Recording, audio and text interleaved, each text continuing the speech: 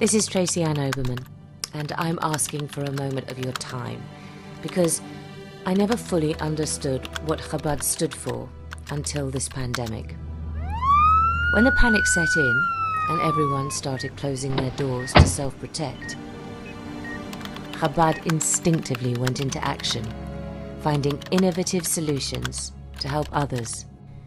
I'm someone who's always relied on my mother and my friends for the Jewish holidays. And yet suddenly this was no longer an option. And now I and many others like me couldn't go to our parents, our friends, or even our community for the Seder. Each of us were faced with a decision. Will I be doing a Seder night this year or not? Will I be able to? Most of us had never dreamt of doing our own Seder before. It was overwhelming, not to mention how to get all the things that were necessary under lockdown. With foresight and unbelievable speed, Chabad created and distributed 6,000 easy-to-follow Seder kits, including everything that was needed to make our own Seder.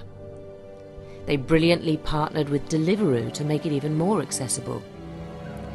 This year, the thought of not being able to go to my mother's for Seder night left me with a dilemma. Was this going to be just another Wednesday, or was I going to tell the story of the Exodus for my daughter, for my family? I had so many friends who felt the same. But Chabad brought warmth and the light of this ancient wisdom and tradition into our home, making Seder night under lockdown memorable and meaningful. Without Chabad's innovation and dedication, it would have been just another Wednesday night. But it wasn't just Passover that Chabad was there for. Throughout COVID, Chabad and their volunteers have been helping thousands across the UK. From Shabbat deliveries reaching 8,000 families, to Zoom programs serving over 10,000 participants, Chabad kept the inspiration flowing. With thousands of DIY Shavuos packs, they brought the joy of the next holiday into people's homes. They celebrated the Simchas and reassured and comforted those in grief.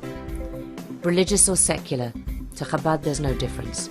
They are loving, inclusive, and caring to all.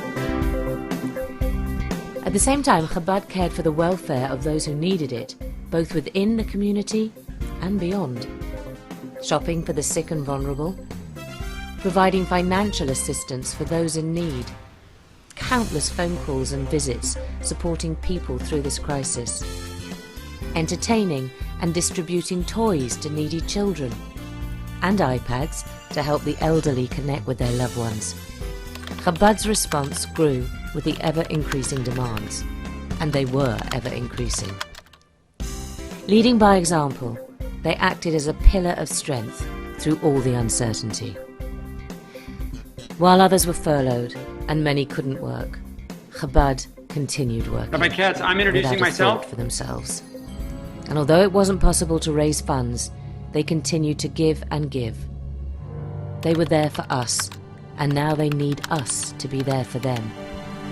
Please, if you can, donate now so that Chabad can continue their essential work in the rapidly changing months ahead.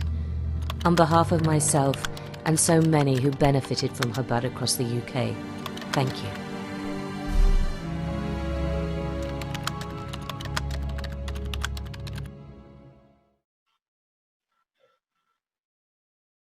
Welcome, ladies and gentlemen, to Gimel Tammuz Live, the Rabbi Dessert Site, the grand program coming to you from around the globe with inspirational speakers from all over the world coming into your homes. From my home, from the rabbi's home, from all over the world, we're going to hear from some of the Rabbi's greatest soldiers who have been teaching about how to live a purpose-driven life. And we have a whole crew of international speakers who are going to bring you such wonderful wisdom, insight, inspiration during this amazing time. Thank you so much for joining us. Our first speaker coming up is going to be Rabbi, ladies and gentlemen, Rabbi Shmuel Liu, the principal of the Lubavitch Senior Girls School. Rabbi Liu, are you with us? Good evening, everybody. It's a tremendous privilege to be part of this wonderful campaign, helping us to continue and to increase the activities of Chabad in England and the UK in general. I'd like to speak with you tonight about What is a Rebbe? I'll tell you a story which I heard from Rabbi Sudak, Olav Shalom, our head shliach here. There was about 55 years ago, early 60s, there was a woman who was very ill. And the doctors had no hope. Rabbi Sudak advised her to write to the Rebbe to daven, which she did, and the Rebbe answered, and she miraculously recovered. Someone asked, a rabbi asked a question at the time of this woman, why did they advise you to write to somebody 3,000 miles away when it says in the Rashi, the foremost commentary on the Bible, on the Chumash, Rashi says that the prayer of a sick person is more effective than someone else who's praying for them. So why did he tell you to go ask someone else when he should have said, intensify your own prayer? She reported this to Rabbi so that somehow it got back to the Rebbe himself. And the Rebbe said the idea of asking a Rebbe, a tzaddik, to pray for you, to Hashem, is not an innovation of Chabad. It's not even an innovation of Hasidic movement. It's something which dates back at least till the time of the Gemara.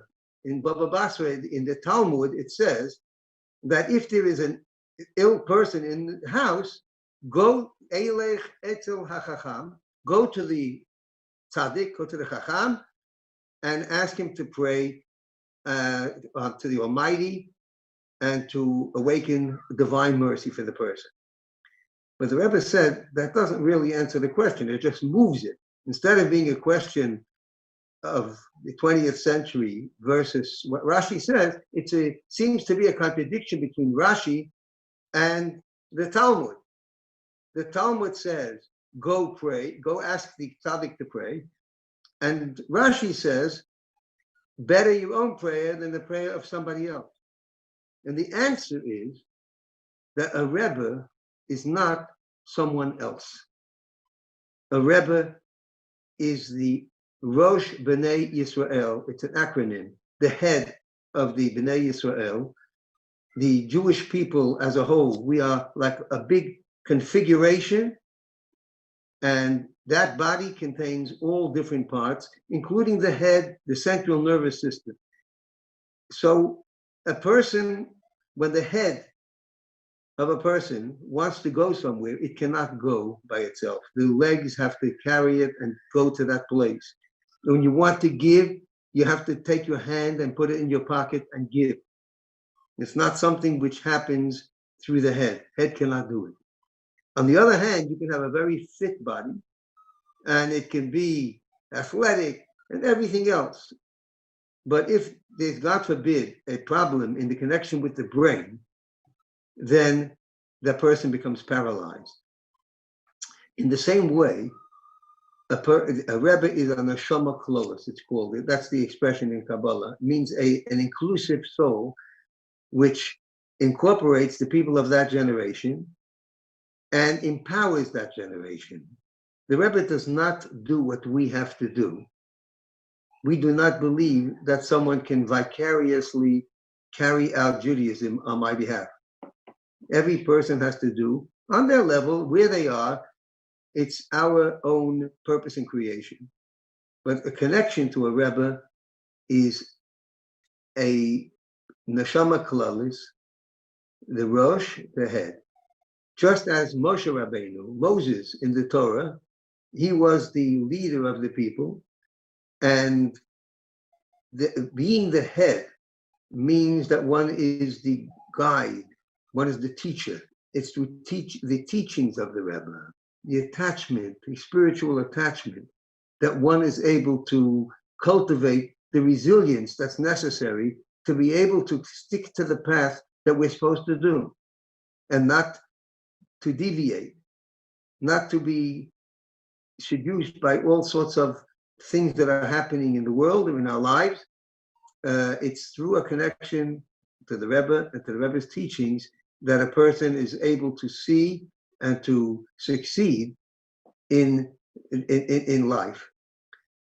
A Rebbe is also a person who can give the specific guidance, and it's also a person who shows and who cares for the individual. We saw this on the Rebbe, whose Yortzeit is today, whose Hilula is today, that despite his, well, I should say, in addition to his tremendous genius and scholarship in every single field of Torah, the tremendous accomplishments just in this type of organizations and in the number of organizations, the publications of previous generations, bringing out the present generation, giving hope to the Klal Yisrael, to all the Jewish people in the wake of Rahmano Litzlan, the greatest tragedy of the Holocaust and many other upheavals in the 20th century, and showed optimism to the general Jewish people. He gave hope. But that is not what makes a person a Rebbe alone. In addition to that, the Rebbe had active care, love, concern for every single individual. I heard from the Rebbe, and he spoke about leadership about 40 years ago, and he said that Moshe Rabbeinu, the paradigm of a Jewish leader, he was deemed fit to lead the Jewish people because he was a sensitive and successful shepherd. And the Medrash, our sages tell us, how do you see that he was so sensitive? Because he led the sheep, the flock of sheep. He took the very oldest sheep and led them in the front of the flock so that they should eat the softest grass. And then the youngest sheep, whose teeth were a little bit stronger, to follow them so that they got the blades of grass were nearer to the root, but still a bit soft. And the middle-aged sheep, which had the firmest, the strongest teeth, they went last so that they could eat the most brittle grass that was right near the ground. And Hashem said, somebody who is so sensitive to the needs of each group and differentiates in this way and cares is worthy to be a leader. However, the Rebbe said, the sages tell us that that was not sufficient.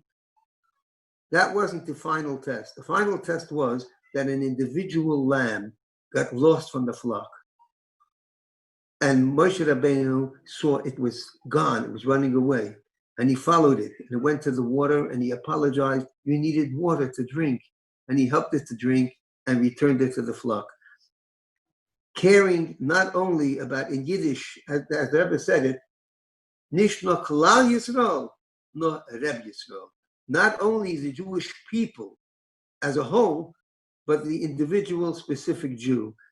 The person who, in some area, in some way, has wandered, or is lost, may know it, and may not even know it, caring about them, actively doing something to help them out of love.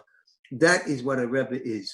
Someone who is the Rosh, and that Rosh, the head, the central nervous system, which cares and feels about every single part of that body and leads it to its personal redemption and shows us that ultimately this is the way we will come very soon, we hope and pray and feel, to the complete redemption of all of our people, all of humankind, all of the universe, all of the cosmos, with the coming of Mashiach. May it happen speedily in our days.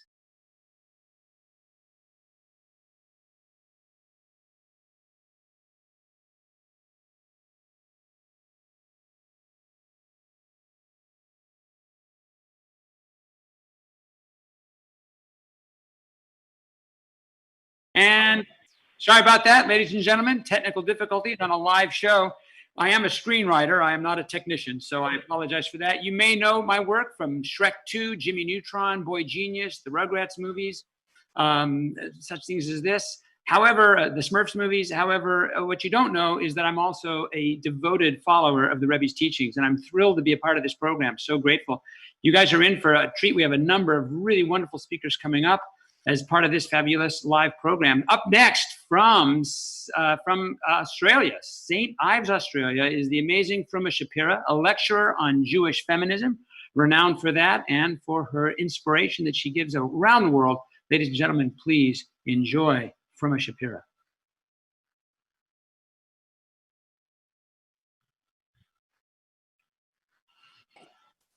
Thank you for giving me the privilege and the opportunity to support in my own way this most incredible cause, the Shluchim of the UK, the Shluchim, the emissaries of the Lubavitch Rebbe, who work tirelessly in transforming thousands of lives on a daily, weekly, monthly basis, and have made an incredible impact on their respective communities. I wish them tremendous hatzlacha in all of their endeavors, and I do hope that this campaign is an enormous success. So as a Orthodox Hasidic woman, people often ask me if I feel sidelined by my religion, and I'd like to share a few of my thoughts and sentiments with you.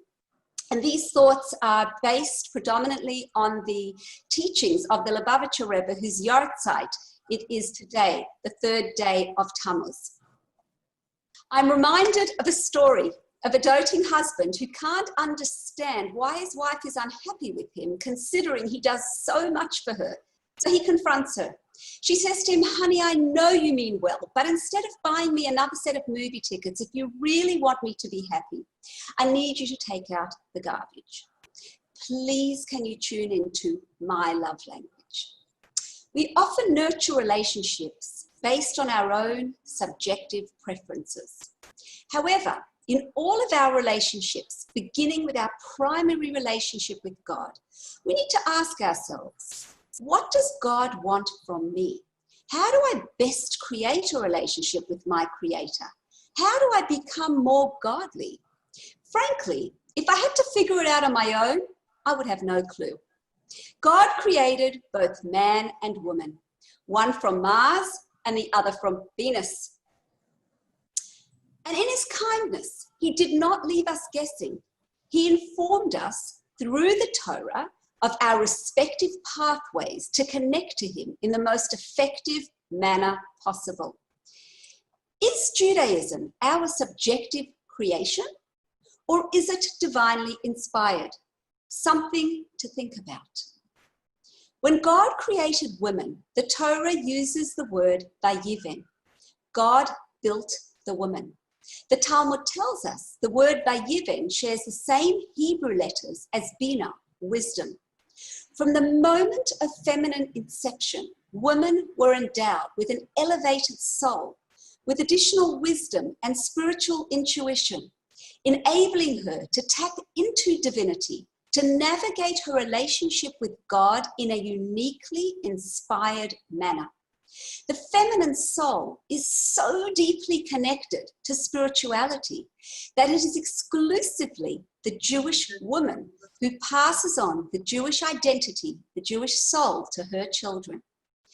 So let's begin by talking about some of the rituals, starting with the fact that as a Jewish woman, I am not obligated to pray with a minyan, a quorum of 10. Kabbalah teaches us that when a woman prays, her prayers ascend directly to the heavenly spheres. A minyan of 10 is essential for men because a man is required to pray within the context of a community where everyone's mindful prayers together are needed to be able to ascend to the same heavenly space that a woman's prayers can naturally reach whilst offering heartfelt prayers alone. In fact, many of the guidelines of prayer were inspired by one of many women prophetesses named Hannah, mother of Samuel the prophet. These guidelines are a platform that enable both men and women to successfully pray in a manner that aimed to elicit a divine response, just like Hannah's prayers did. Do I feel sidelined, not wearing a kippah, talit, tzitzit, tefillin? These mitzvot are connectors, connecting man to his creator. Women were not given those obligations because we clearly do not need to perform those mitzvot if we wish to have a meaningful relationship with God, our Creator. Whatever intrinsic value men gain by performing those mitzvot, we already possess. According to Kabbalah, the internal compass and consciousness of a woman never forgets. We do not need the same constant, daily, external reminders that men do. I personally think it's wonderful, in particular, the time-dependent mitzvot are not a requirement for our spiritual journey. I can't imagine the pressure it would place upon women who are multitasking if it was incumbent upon us to perform them. Imagine a mother of a newborn baby having to rush to a morning minyan at the crack of dawn. I've always felt a sense of gratitude that the unpredictable lifestyle of a mother precluded me from various time-dependent mitzvot obligations, and am most appreciative that my life as a woman was so carefully considered within the framework of my religious obligations. Is consideration also given to a woman's opinion as well? You may recall God's famous words to Abraham, "Everything that Sarah tells you, listen to her voice." It's a quote that all women like to give their husbands. Abraham and Sarah were the prototype of a Jewish marriage, where the significance of Sarah's voice was acknowledged and validated by God himself. Before God gave the Torah, he instructed Moses to relay the fundamental principles of the Torah to the women first. And only after Moses heard the women undertake to observe and sustain Torah values was Moses instructed to speak to the men. In doing so, God was informing Moses that the future of Jewish people will be dependent on the woman's buy-in, on the woman's voice. Our religion is dependent upon the woman's dedication and commitment to Torah principles, and our ongoing active involvement in role modeling and teaching Torah values, imbuing them within the hearts of our families. What a magnificent privilege we have. God's instruction to Abraham to listen to his wife is a fundamental principle that is woven throughout Jewish law and practice.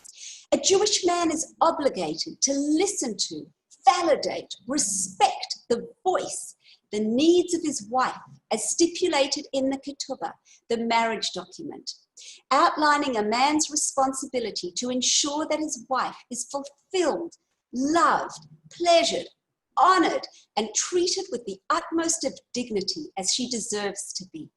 It is precisely her role as the Eshet Chayil, Ateret Ba'ala, the crown of her husband, the pillar of our religion that is extolled by the man of the home on the holiest day of the week, on Friday night before Kiddush. For thousands of years, whilst many other cultures devalued women, Jewish men were publicly reinforcing the woman's multitasking role as mother, wife, businesswoman, acknowledging who in fact really runs the show and who the family is truly indebted to. The future of our religion lies predominantly within the walls of a Jewish home, not the synagogue. This is where the majority of Jewish practices take place. God entrusted Jewish women with the task of performing three of the most important mitzvot. The mitzvah of mikvah, which is the foundation of Jewish family life and Jewish marriage. The mitzvah of Shabbat candles, ensuring the spirit of Shabbat and the Jewish festivals is felt and practiced in our homes. And the mitzvah of challah, in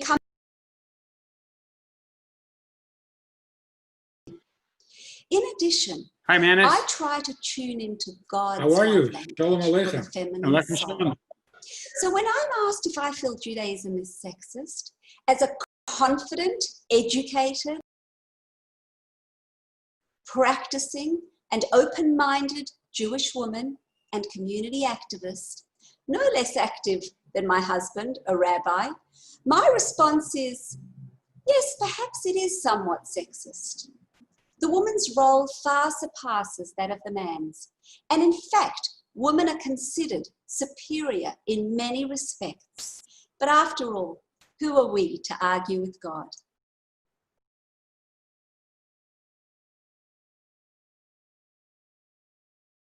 Role far surpasses that of the man's. And in fact, women are considered superior in many respects. After all, ladies and gentlemen, we're back. I still see the program playing over here on the side screen, but no worries. In front of me is the great Rabbi Manis Friedman. Manis, it's so good to see you. I haven't run into you since South Africa, I think. Maybe Palm Springs. I see you all over the world. Since JLI? We're back. How have you been? Baruch Hashem. No complaints. Weren't we together at JLI? JLI. Yeah, that was great stuff. Technical crew, we're getting some feedback. The show seems to be, the previous part of the program is running in our headphones and where we are. Can we clear that? Manis, I think we're just going to talk and just ignore what's going on the screen because it seems to be delayed. Can you hear me okay? I hear you. Okay. The technical difficulty is I'm hearing the show 4 minutes behind me instead of hearing you, but I hear it. You're as well. here. We're so glad to have you. What are you going to be talking about today? You tell me. Can you hear me okay? I hear you. Okay. You know, you put in a quarter, you get what you want. So 4 minutes behind me instead of. We're talking about relationships. I hear it. You're here. We're so glad to have you. What are you going to be talking about today? You tell me.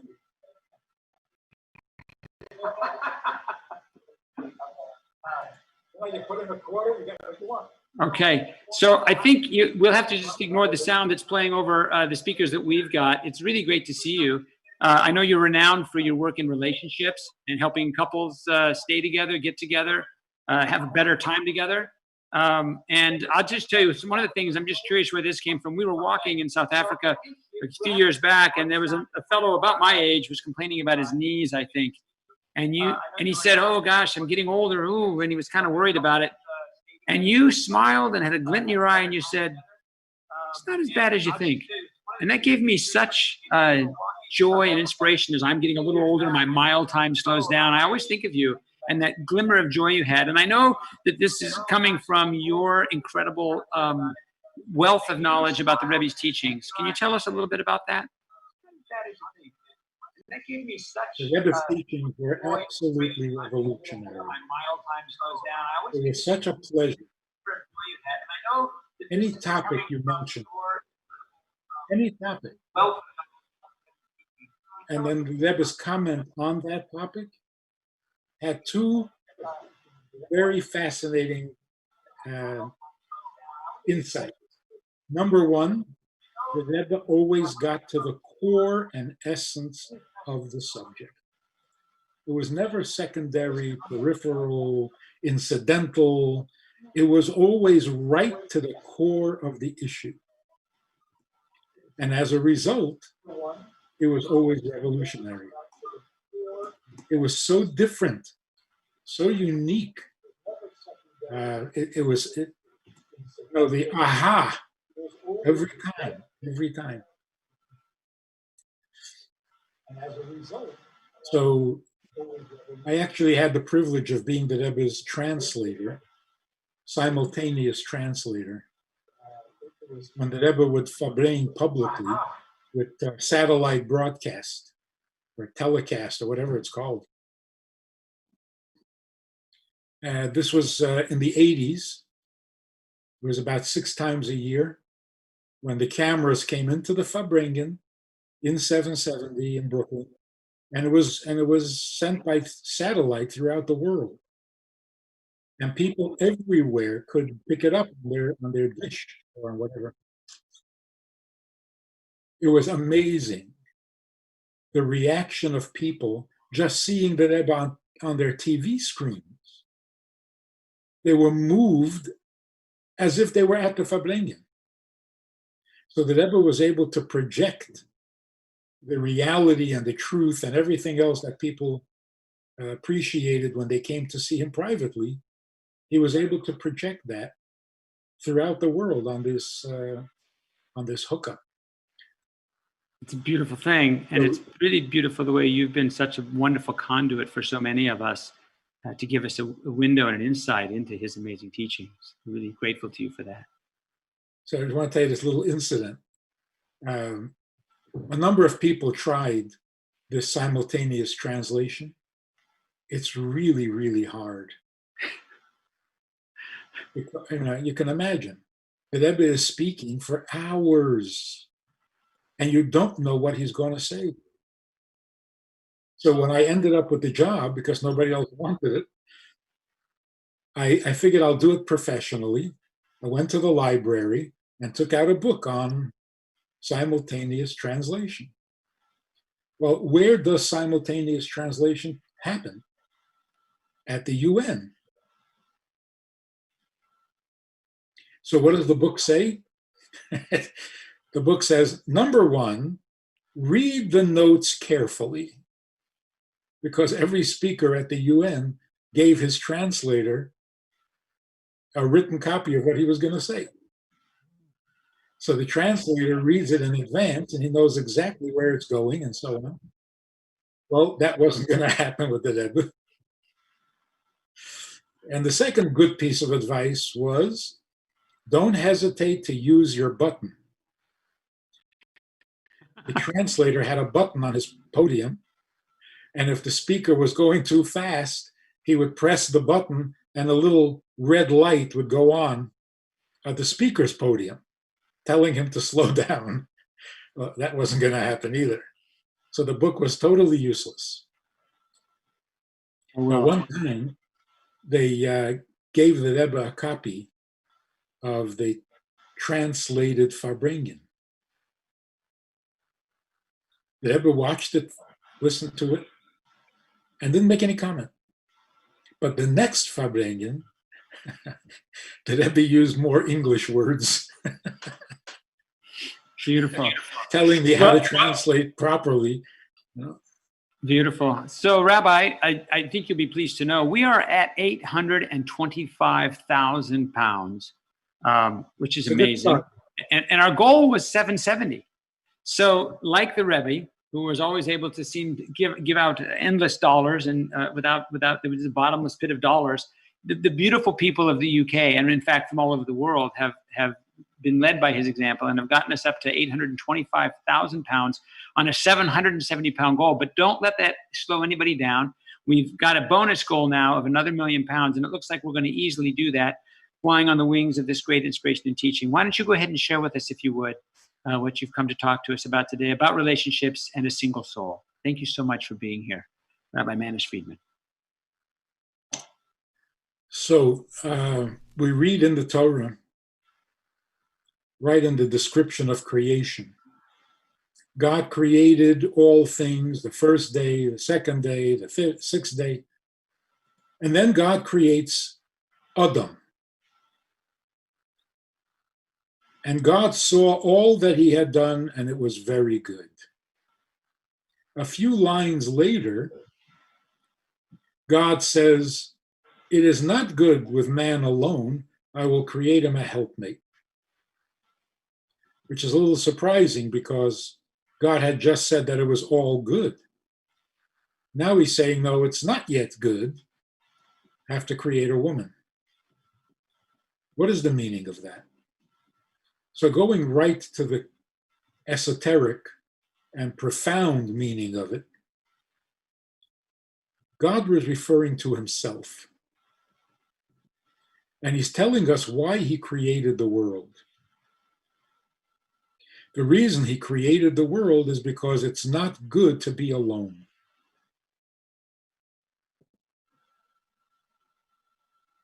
God was not content being alone. Because before he created the world, there was only him. And sometimes we say that as a compliment. He is the only real existing being because he existed when nothing else existed. And yeah, you can see it as a compliment, but it's also the problem that needed to be fixed. To be alone was not acceptable to God himself. Although God is perfect, but even perfection needs to be shared with someone. So to be alone is just not good. If you were to ask a psychologist, what is wrong with being alone? If you're competent, if you're self-sufficient, why not be alone? What is wrong with a single soul? There's no answer. There is no practical, logical, emotional need to not be alone. So it's interesting. The Torah says it's not good to be alone, and yet you hear people always, constantly, everywhere, people are saying, leave me alone. So is it good to be alone or is it not good to be alone?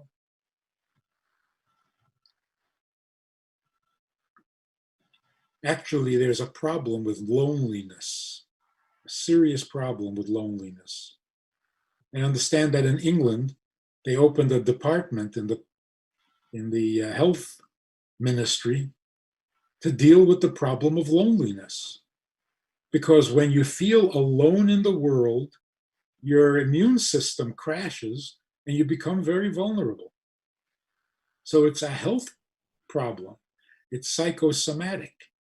The problem of being alone actually affects the body and its health. So what is it about being alone?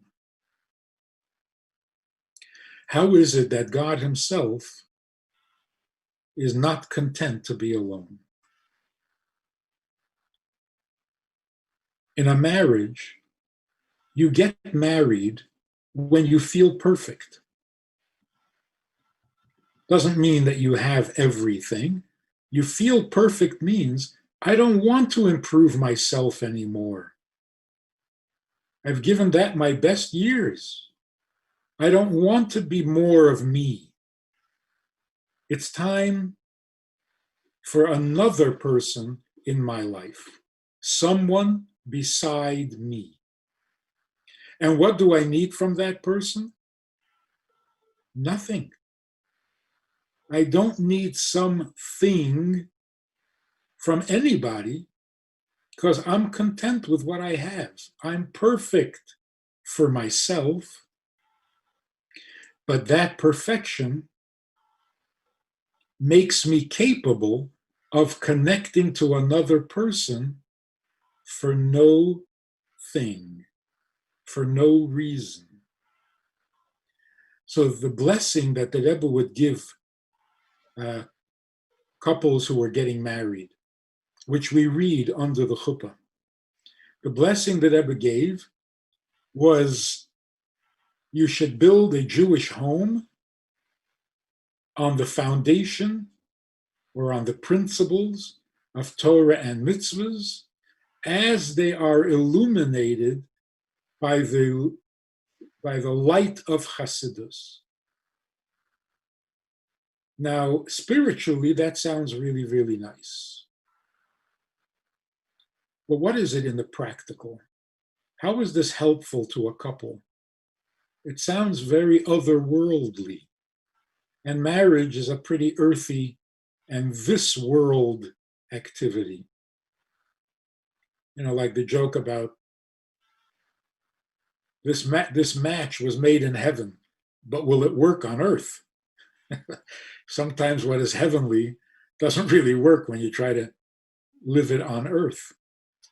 So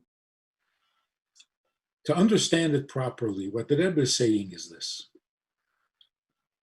You cannot build a marriage without sanctity. Just in very practical terms. If you're kind to each other, if you're supportive of each other, if you're considerate to each other and respectful to, and you love each other, you will have a good relationship. But it's not a marriage. All of those qualities are what make a friendship, a proper friendship. What makes this friendship into a marriage relationship? What is unique about a marriage? And the only answer is the sanctity of it. What is the sanctity of it? It is built on the foundation of Torah and mitzvahs. What that means in practical terms, when a young man and a young woman decide to get married, there's a lot of focus and a lot of concern and anxiety. Are we meant for each other? Will we get along? Are we compatible? All of these questions. Or do you have all the qualities I have on my list? The things that I'm looking for. That's all very important. But the real question is, if you're going to marry someone, if you're going to bring someone into your life, shouldn't you know what your life is? A man proposes to a woman and says, please marry me, and we will live together until our ripe old age. Imagine that the woman says, we will live together how? You want me to join you in your life? Well, what is your life? It's not like people in Hebrew, people are always worried about shalom bayit. We want to have shalom bayit. We want to have peace in the home. But there's always, the emphasis always on the peace. What about the home? You want to have a peaceful home, so you keep working on the peace, but you don't have a home. You don't have a structure to your life. That can be very confusing and create many, many problems. So the Rebbe is saying, if you want to succeed in your marriage, what is your basis? What is it? What is your objective? What kind of life do you want your wife to share with you? And what kind of life are you willing to share with your husband? It's not like riding off into the sunset and making up the rules as you go. You got to know what your life is supposed to be, and then you help each other achieve that purpose. That's why the Rebbe says, if it's based, if the foundation, if the principles are Torah and mitzvahs, that's what kind of home you want to have, then go for it. And I wish you great success. But then the Rebbe adds, all of this has to be illuminated by the light of Hasidus. Now, why is that necessary? I can imagine people thinking, well, you know, he's the Lubavitch Rebbe, so of course he's going to put in a plug for Hasidus. But, you know, this is a blessing to a couple under their chuppah. This is a serious moment, and it must be relevant to them and essential to them for their marriage success. So why the need for the light of Hasidus? And here's the real punchline to the whole thing. Hasidus means beyond the letter of the law. So you can have Torah and mitzvahs, doing it all correct,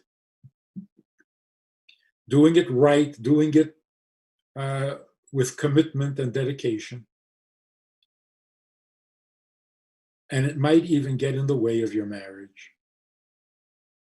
I mean, how many couples have terrible friction over the issues of Torah and mitzvahs? More religious, less religious, these customs, those customs.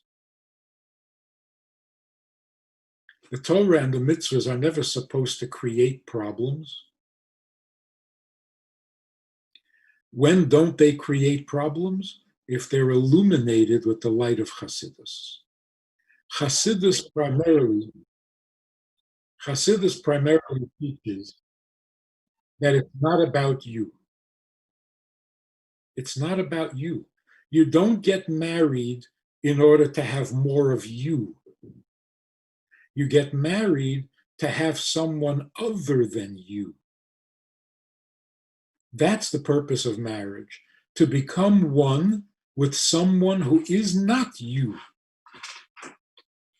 Now, if you have that selflessness, if you can move past yourself, then the marriage is going to be a strong, everlasting edifice, as the blessing says, with generation after generation of healthy, inspired, and good children who serve God and make the world a better place. Now, I really appreciate the opportunity to speak and to say what I have to say, but I got to tell you that I'm really jealous. I've always been jealous of the people who run Chabad houses on campus and towns and cities. They do the real work. They are the ones that put every theory into practice and bring out all the potential and make it real. They are the heroes of today, the true heroes. So support them, help them, encourage them, and bless them for what they do.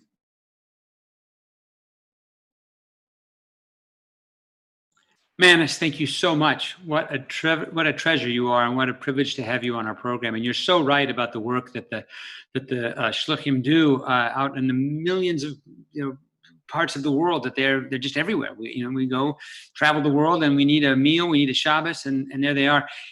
When I've gone with you on a couple of these trips, and I've noticed that you can almost measure the experience of a shluchim, of a Chabad house couple, by the number of chairs that they have schlepped, the number of folding tables that they have put up.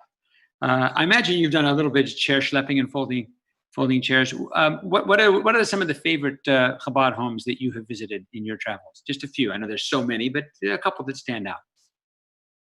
Well, the one that stands out is the one I was talking about most recently. You know the film A Rabbi Goes West? About the Chabad house in Montana? I haven't seen it. It's but I know the rabbi and the Rebbetzin there in Montana. Do you? Yeah, I've been there. We had a great visit with them. We share some things in common with our children and the experiences we had building a family. Yeah, it's amazing. But it's a good documentary. It's a full-fledged documentary. I will look forward to it. I'll check that out. Look, we've done a great job. We're up to 840 pounds on our way to 1 million pounds, which I think we can do. People have been touched. Mr. Anonymous just gave us 200 pounds. Thank you, Mr. Anonymous. I don't know, maybe it's Rabbi Anonymous or Dr. Anonymous. I don't want to not give you enough covet. When I was stumbling in for the first time into Chabad and into Judaism, I had spent about 15 years lost in the church. I wandered off the path. I was raised with a very minimalist Jewish background. And I was introduced to the teachings of Manis through his book. Does anybody blush anymore? I hope I got that right. I hope I named the right book. If not, I've read a lot. Yes. Good. Okay. Close call. And I remember hearing Nigunim, and the word threw me. Can we say that word? That sort of surprised me just to hear it. And then the people started singing, and there were no words. It was so confusing to me. This na na na na na na na na na na na na. And finish the discussion with Manis. You're saying, I'm so sorry. Here we go. Manis, do you have a good experience with a favorite nigun? Yeah, my favorite nigun does have words, but it's in Ukrainian. Is that allowed? Yeah. Can you hum us a bar? It's a Hasidic nigun, but it's with Ukrainian words, and it's haunting. It's gorgeous. Can you hum a bar for us? Stavya pito pyatniku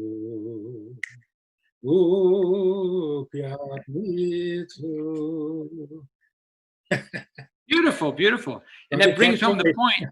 What I learned about niguns was, and doing it in Ukrainian helps because I don't understand what you're saying, is that there is a teaching somewhere in the Talmud, I believe, that they say that what you don't know, the mystery of the melody, carries more meaning, in fact, than the limited nature of the words. That the words bring it to a finite position, but when we're just feeling this melody flow through us, and the Rebbe was a huge proponent of singing nigunim, there's no end to the expression of the heart. It can go anywhere with that melody. So we're going to go into a video, and if you have anything else you want to add about relations, and maybe niguns can help relationships. Is there a place for that? If you can sing in harmony, you can probably get along well. Beautiful, beautiful. With that in mind, what are you up to these days? What are you producing? I'm still writing. I'm still writing. I'm actually right now working on a proposal with a producer that we're very pleased to be working with on a project about a family that goes on vacation, and there's a little bit of a fun fantasy twist to how they do that. Working with my longtime writing partner, J. David Stem. We've been writing together for, I hate to say it, like 30 years. We started together back on the Rugrats. The Rugrats Hanukkah special was, I think, the first thing that we wrote together. And so I'm still writing. I'm traveling a lot. I'm trying to follow you. Anytime I hear that you're speaking, I want to rush out and get close to that. And I've had the great privilege of being on the road with you a few times. And so I'm speaking and writing and trying to sit out the COVID thing and stay safe and just really admiring the work that Chabad has done to bring Judaism and physical support and medical help to so many people around the world who are, there were, as we saw in the video, there would have been no Passover for so many people. But for the amazing work of our shluchim who have done so much. Okay, so Manis, it's been a real pleasure to have you on our broadcast. It's always such a treat for my soul to see you, and what a treat today to get to hear you sing a nugget. And you're the perfect lead-in for us both in helping people have relationships. And I love that you pointed out that the most important relationship that we have after the one with Kodesh Baruch Hu is the one we have with ourselves. And when that is solid, we have a chance at having a healthy relationship with another. So thank you for bringing that and for your Ukrainian niggans. Pleasure to have you. Okay, we're going to go from that to a wonderful little introduction to niggans and the power that they contain. So please enjoy a special video about nigunim.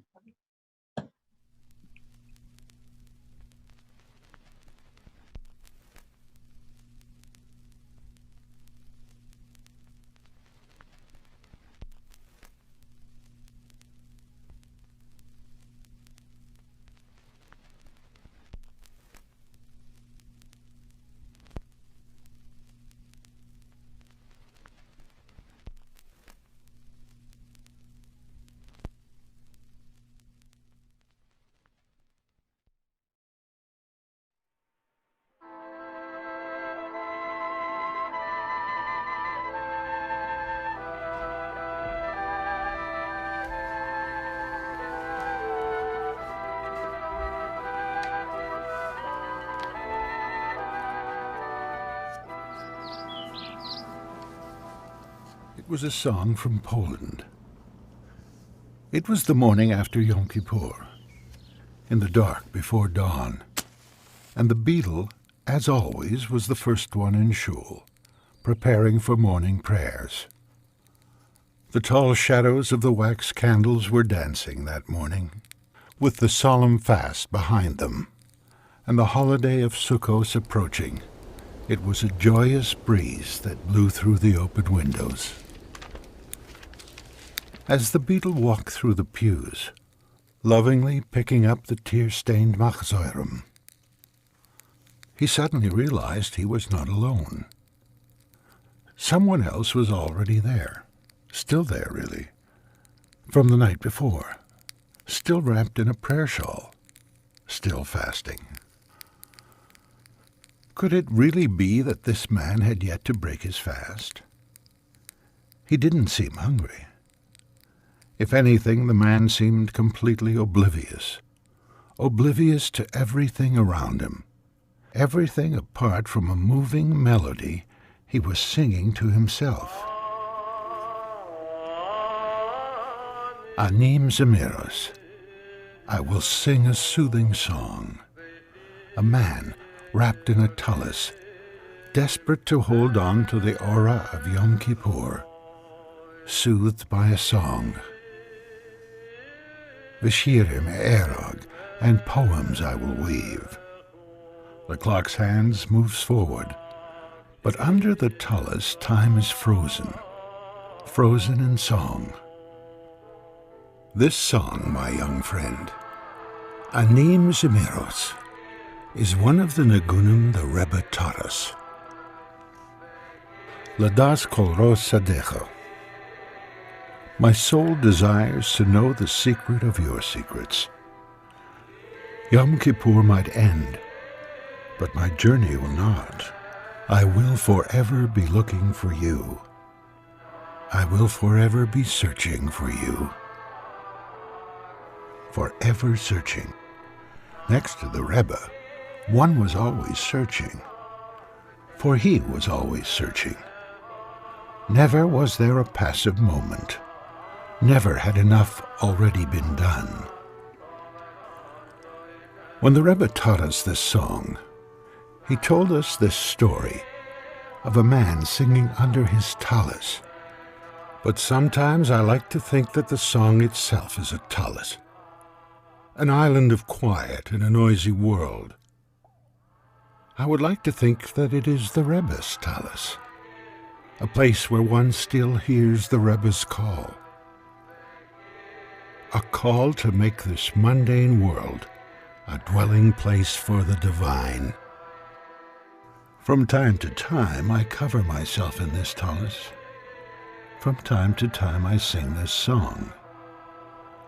And for a few precious moments the world around me, time itself, melts. I am back in time, some 50 years ago, to when the Rebbe taught this song. It was a precious moment, and it was timeless. Yes, I truly believe it was. So sing it with me, dear friend. Let it carry you away, even today, so many years later. Listen to it carefully, and you will hear what I heard then, a song of the inspired soul.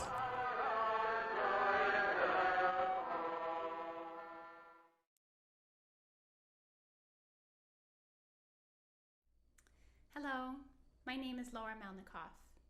I'm going to be playing 3 Hasidic melodies known as Nigunim on my cello. These Nigunim have a special place in my heart and are a solace in this time of isolation. I'm going to begin with the nigun known as Anim Zemiros.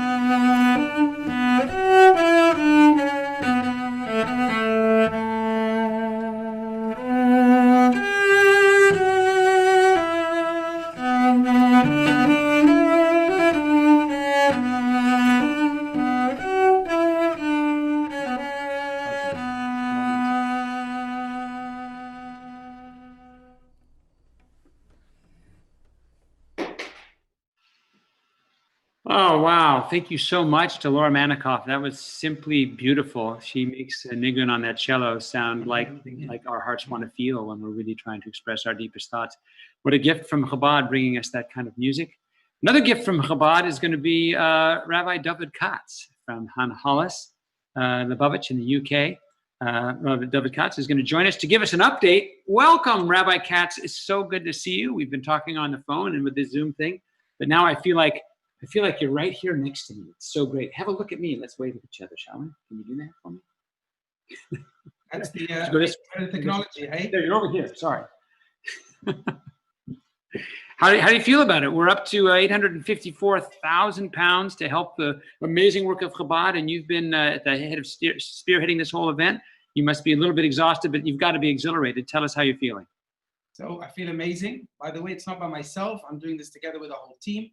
It's a great team from Hanhalas, Chabad, Lubavitch, UK, who've joined together to do this amazing unity program where we all joined forces for the first time in the UK as a charity program to raise funds for Chabad. And I'm so overwhelmed. Our target was 770, and we passed the target before the program even began. And we're now going to reach the million. I'm confident that people watching us, I know there's people from the whole world, and I think we can be very proud to show the world, because they're watching, what did the UK people do? Can these UK people, can these English people get their act together and do the most amazing thing? And I think we are doing this. And once we here in the UK do this, it encourages people all over the world. They want to join the winning team and they will be contributing. So I'm sure that £1 million will be by the end of this program. And I'm just thinking, Gimel Tammuz, on this special holy day, what better gift can we give to the Rebbe? Because once we have him, there's another £1 million out there for Chabad outsiders, for outreach, for doing good things, for spreading love, for spreading unity, spreading the beauty of Judaism. What better gifts can we give the Rebbe? So of course we're super excited. And I turn to the crowd. You're watching from all over the world. You're watching it here in England. Please help us reach our goal. We're not far. We're just past the 850 mark, and we can make it. We need to get to 1 million. Fantastic. Thank you so much. Hey, Rabbi, do me a favor. Look to your left and give me a high five. Let's see what happens. Give me a high five. How's that working? There we go. Good to see you. Thanks for joining. Good to see you. A little bit of fun there. Thanks for that update. I noticed we've got here another doctor or rabbi anonymous, or maybe professor anonymous, for another 200 pounds. We've only got, what, 145,000 pounds to go. We can do that. We can do that. I'm looking forward. Look at that. Daniel Jibril gave us 500 pounds. Thank you, Daniel, so much for that. We really appreciate that. They just keep coming in. And again, here's Mrs. Anonymous. I think she was married to Mr. Anonymous. 400. There's Avi and Toby S. for 870 pounds. Why don't you read one for me, Rabbi? Can you see a screen there? I can see the screen. And I'll tell you something. People in England are so generous. It's unbelievable. Because not only are they donating in the most amazing way, they don't even need the pride. They don't even need their name to be up there. Anonymous. They just want to do the mitzvah. They just want to give the charity. They don't need their name. Right. But I want to call out for one person, which I saw is actually on the Chabad Israeli Center. I saw Eitan Eldar. He gave 10,000 pounds, and I want to do a call out to him. Well done. I think this is the highest donation on the entire charity campaign. So thank you so much. Fantastic. Well, thank you so much for that. And thank you so much for inviting me to join. I've always been really inspired and uplifted anytime I've been able to do anything with Chabad. So much of my own faith has been encouraged, inspiring. Just as I've traveled, I've spent so many Shabbos in different Chabad houses. And just the dedication that these couples have as they build up their communities. And what amazes me the most is they're frequently doing it with not quite enough resources. So they're doing it with the sweat of their brow. But the level of sheer joy that they bring to it is what I find to be so encouraging. They're energized by the giving that they do and the teaching and the love that they share. And it helps me to really think about my attitude as I go through my life and I'm confronted with various challenges. It's tempting to get a little, defeated or poor me-ish when things don't go your way. And you watch these couples 24/7 because even though they're taking off for Shabbos, they're doing it with an army of people in their house or in their Chabad house. And it's so inspiring. They've lifted up so many people. And it's just, thank you, Yehezkiel. As a Chabad rabbi, I can tell you that the most enhancing things. The thing that makes you most happy is giving to others, is sharing. And therefore, I want to call anyone who's watching, don't leave it to the Chabad Shluchim. Anyone can share, anyone can give. The Rebbe called out many times, everyone's a shliach. If you share, if you give, you will be a happy person. Beautiful. Thank you so much. And that is the theme of today. Today, our theme is sharing the uplifting and inspiring teachings of the Rebbe on his holy yurtzeit to help all of us be able to lead a more purposeful, meaningful life. And what a legacy. So what a privilege to be a part of it. And thank you so much for joining us. We're going to go to the Ohel. Are you ready to take that little trip, Rabbi? Do you want to go with me? Should we bring? We have a camera over at the Ohel. We're going to receive a blessing. We're going to share a blessing across the world for everyone here from the Ohel, from the burial place of the Holy Rabbi. Representative of the, I'm privileged to be the representative of the UK Gimel Tammuz campaign and to be in the holy place in this holy time. On your behalf, I'm now going to say Tehillim on your behalf and ask the Rebbe to give us all of the blessings for all of us, for all we need in behalf, in health and wealth, nachas to our kinder, and shidduch for those who are not married yet. And all we need, I'll say not like hope and touch this moment. Lass uns mit der David Antwort nehmen, für uns Gott, was mir Jakob ist, das ist natürlich zu der Vorkommen, mit dem Chef, aber das ist dann natürlich zu der Woche, so viel mal. נראה לנו שעושה רושם, יש גולמד למקום של ספר, תודה, וכי שם ויהיה משלות בגיבו יצא שם מן האלה בו, שעוד לבסיס מנח, ואנו שתהיה מקום לפעול, ואנחנו יכולים לצאת בני אישי המלך יענינו, ויהיה כתביינו. שיר אומץ, נקים כסליף על דמי עדי שמוי וקצת נוזף, כבוד שתו כל תחמונים, ובני תשמעו יעד נו יעמד, כי אם חסלו, פרלמנט טבעות, ליסט הנקיב זונה של יכול לתנא שלהם שחבק כשם בקייח, ליסט הנקים עליהם שחבק נקיב בישראל מכל הבני ישראל. Amen, amen, amen. What a beautiful privilege to get a bracha from the Rebbe's Ohel. Thank you so much for that. I hope all of you will take a moment to just really let that sink into your heart, because a bracha from the Rebbe is a powerful thing, and his legacy goes on. So we now have the privilege of hearing from an amazing lecturer and professor. Dr. David Lukens is going to join us. And he's going to talk about social justice and what is equality. Dr. Lukens is the chair of the political science department at Touro College. Ladies and gentlemen, please enjoy Dr. David Lukens. I'm both honored and flattered to be asked to take part in this Gimel Tammuz celebration. Of course, I'd much rather be doing it in person on your side of the pond. I've spoken in the United Kingdom several times. I was looking forward to another invitation back, but I guess for the first time in 68 years, Her Majesty the Queen can miss the royal ascot because of COVID. I can speak on, join you virtually for this Farbrengen and not be there in person.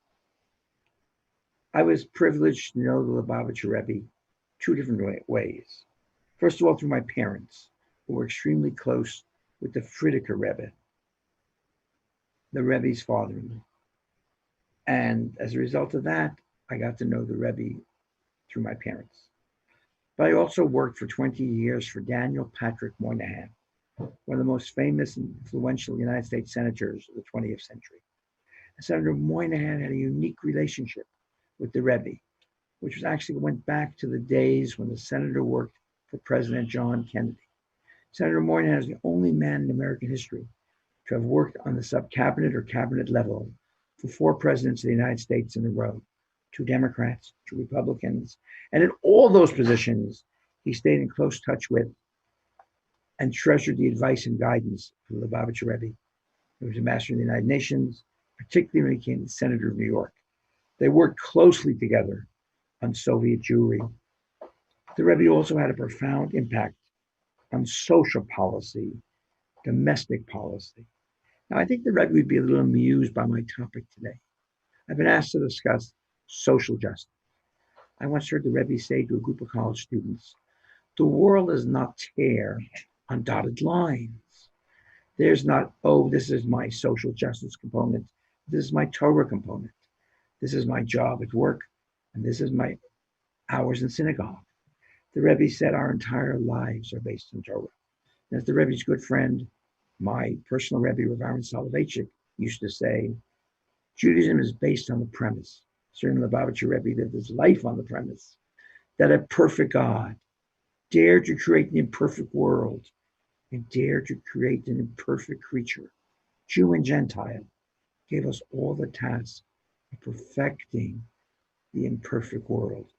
We're the lamp bearers. We are the ones who are supposed to, through our example and our actions, help inspire the rest of humanity, and of course ourselves, to perfect God's imperfect world. The Rebbe spoke often how the United States was a malchut shel chesed, a country that cared about people.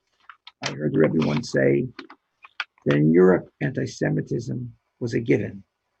In America, it was a product of ignorance and envy.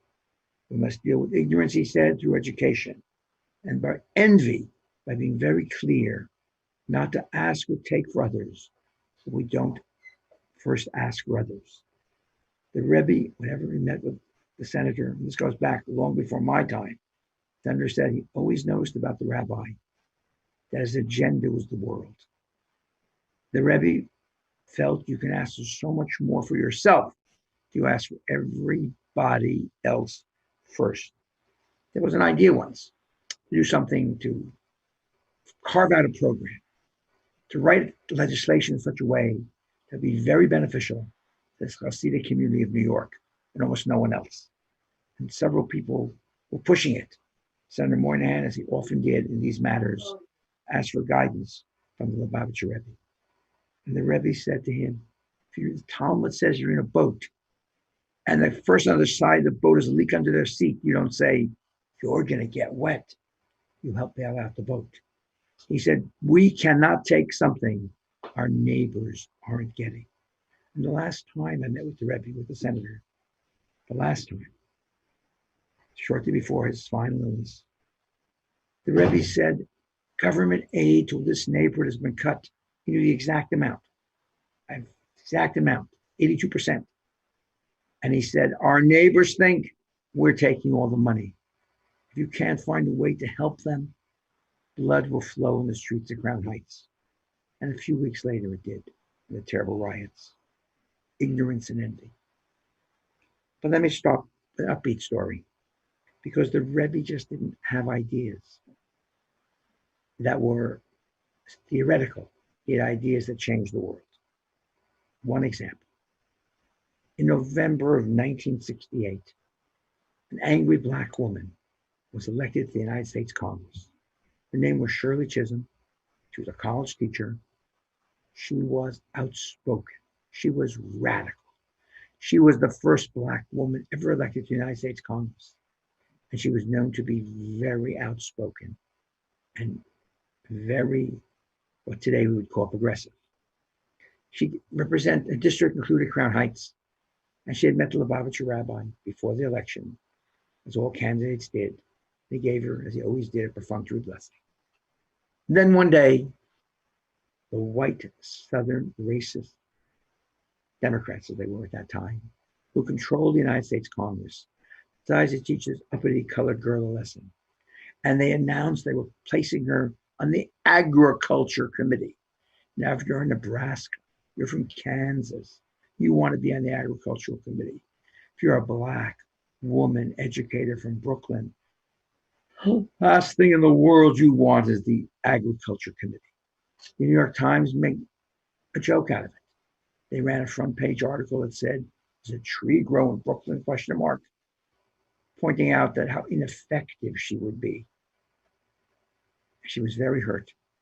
Then I heard the story from her at her retirement party in 1982, when she retired after 14 very successful years in Congress. She told the following story. She said, my phone rang, and it was the Lubavitch rabbi's secretary. The rabbi would like to see. I was upset. I was hurt by the New York Times, by the way I was being treated. I figured, what do I have to lose? I'll go see the rabbi. I walked in, and the Rebbe held up the New York Times in front of me and said, I assume you're as upset about this as I am. She said, yes, I am. And you should be, he said. But when you don't be angry, look for an opportunity, he said. And I always heard this from the Rebbe, always. When Ronald Reagan was at the depths of his popularity in the Jewish community, If you went to the Nazi war criminals who were buried in Bitburg and later Wreath, and Jews were just livid. And the Rebbe said, here's an opportunity. She leveraged to help save Soviet Jewry. That's what the Rebbe was like. He looked for opportunities.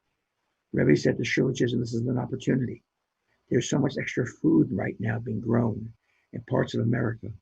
The farmers are dumping the milk into the rivers and burning the grain because the cost of selling it to a market is higher than what they can earn by selling it. Yes, Rabbi, she said. He said, well, why don't we create a program where the government gives poor people coupons to buy food, mothers to get milk. There was already an experimental food stamps program, very limited. They've been used in a number of areas. The Rebbe was discussing something far more sweeping, coming not from the poverty angle, but from the agricultural angle to help the farmers. They talked for 10 minutes. She thanked him politely, and she left. Fast forward, January 3rd, Congress meets a new Congress, 1969, and there is the junior member of the Agriculture Committee, Shirley Chisholm, sitting next to the junior Republican member, a new congressman from Kansas named Robert Dole. Later became a famous senator, presidential candidate. Should be well, he's still a lot with us. And Shirley Chisholm says, how are things in Kansas? Oh, says Robert Dole, it's terrible. My farmers are spilling milk into the river and burning grain.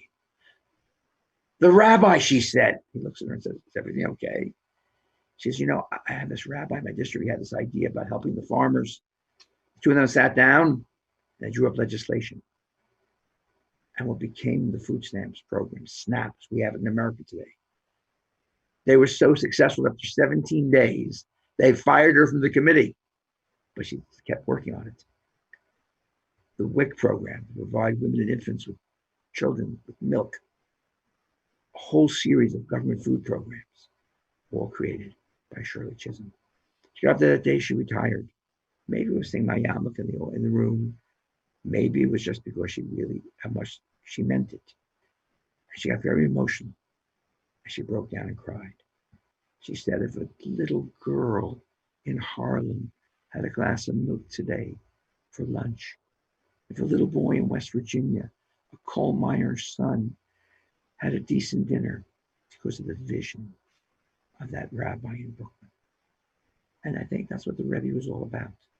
The Rebbe's vision of social justice was the vision of Takin Olam Malkut Shakai, not by the whims and caprices of polls and public opinion, what the Torah teaches us to worry about and care about other human beings.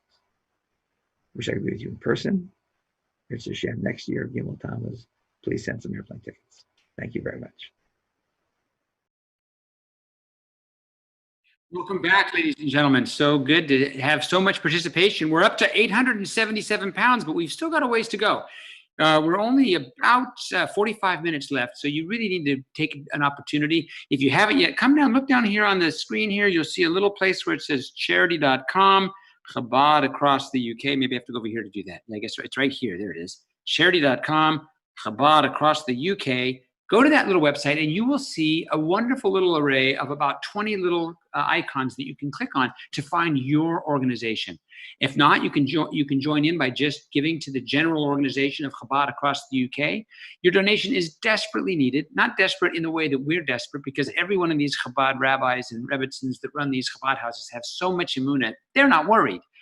But I'm worried because I want to be able to keep visiting these Chabad houses and see these folks being able to spend more of their time teaching, bringing bris milahs and bringing seders and bringing Shabbat dinners and bringing challah baking and bringing counseling to people who are grieving, bringing visits to the sick.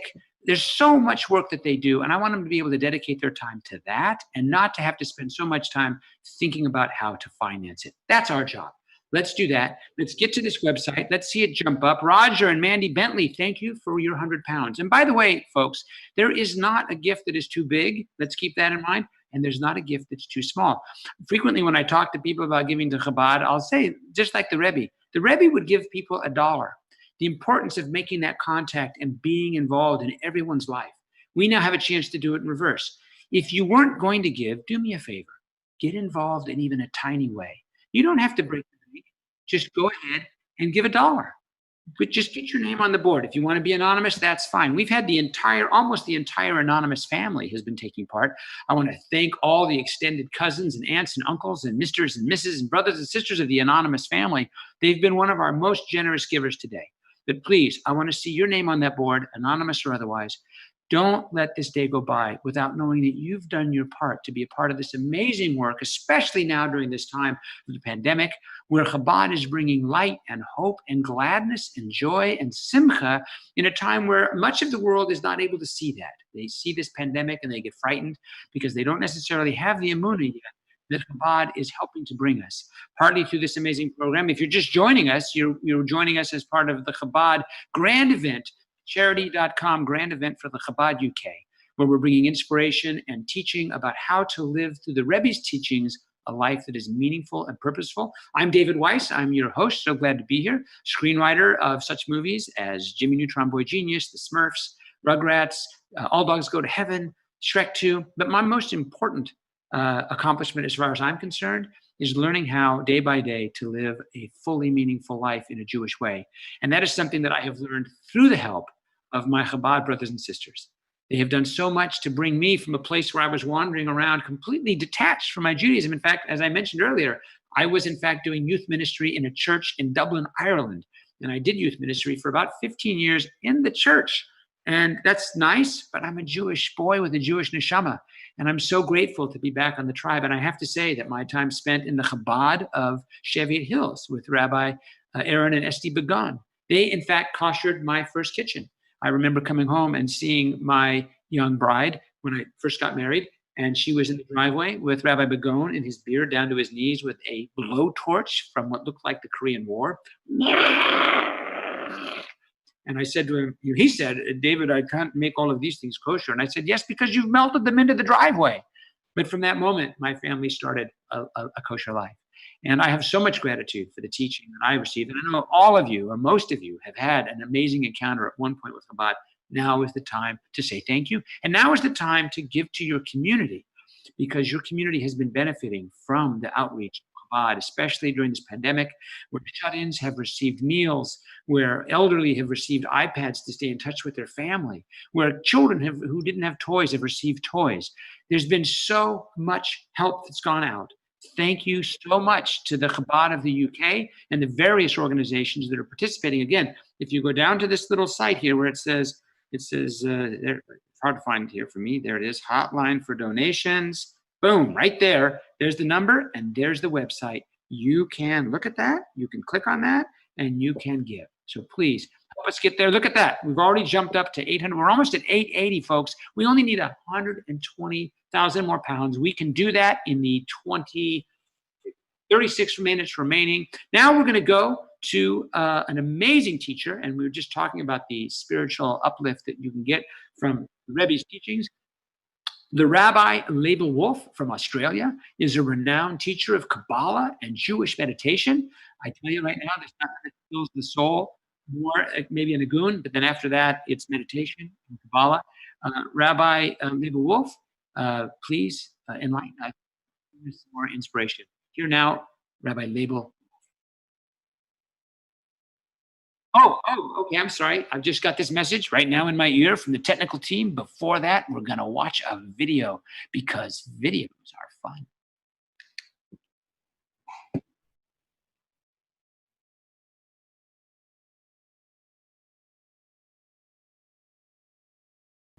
The rabbi referred to me children for their problems of development. Some have Down syndrome children. And I must say, they believe that people with genetic disorders, chromosomal disorders, can be turned into high functioning and very close to study, to Yiddishkeit, etc. I heard it very much from the rabbi. It was a daring thing, because at this time, people didn't believe it's possible. When my daughter Zlati Esther was born in 1961, autism was totally unknown at the time. When she was born, I was overjoyed. She was a beautiful, beautiful full-term baby. However, by the time she was 18 months old, she was sitting and crawling, and she looked like a very happy, content baby. She wasn't walking yet, and I was a little bit concerned. So I went in for a neurological test. And the neurological test was inconclusive, but they categorized her and defined her as autistic. I was bewildered because I had no idea what autism was all about. My pediatrician knew nothing about it. Children or individuals who have mental or a combination of physical and mental impairment weren't being institutionalized. They were just being warehoused, much custodial care. I corresponded with Rabbi Schneerson. I said, how may we view this issue from a Jewish perspective? So I remember coming to his office, and the Rebbe motioned for me to sit her down on a chair. The Rebbe let me voice my concerns, what was going on. And then he took out of his desk a sheet of paper and a pencil and pushed it across the desk towards Lottie. And she automatically, without giving it any second thought, picked up the pencil and started scribbling on the paper. And the Rebbe had this big, big, broad smile on his face. He was absolutely delighted. And he said, "Ich weiß nicht, was mir macht der ganze Meise da." Gave me some suggestions what to do. One of them was to place her in a regular kindergarten or nursery school in the neighborhood. And then he told me to go see Dr. Schick. I think the Rebbe felt I could do a lot with this child. And that gave me the courage to teach her a lot of things and make her quite independent. What he was saying very clearly again and again and again is that we, even for the most severely impaired, that you have to have expectations for improvement. This is a group of special children that I teach. We all meet on Sundays and we learn Yiddish kind of brachas. Can you give them a bracha? I came just to see a special. For all the group, and I will understand this to charity on his own, for this money. Doesn't matter, bless you, to lead them in the right direction. It is important that the trainees themselves should be encouraged, both by word and the manner of their training, to feel confident that they are not, God forbid, cases. Care should be taken not to exaggerate expectations through far-fetched promises. However, a way can surely be found to avoid raising false hopes, yet giving guarded encouragement.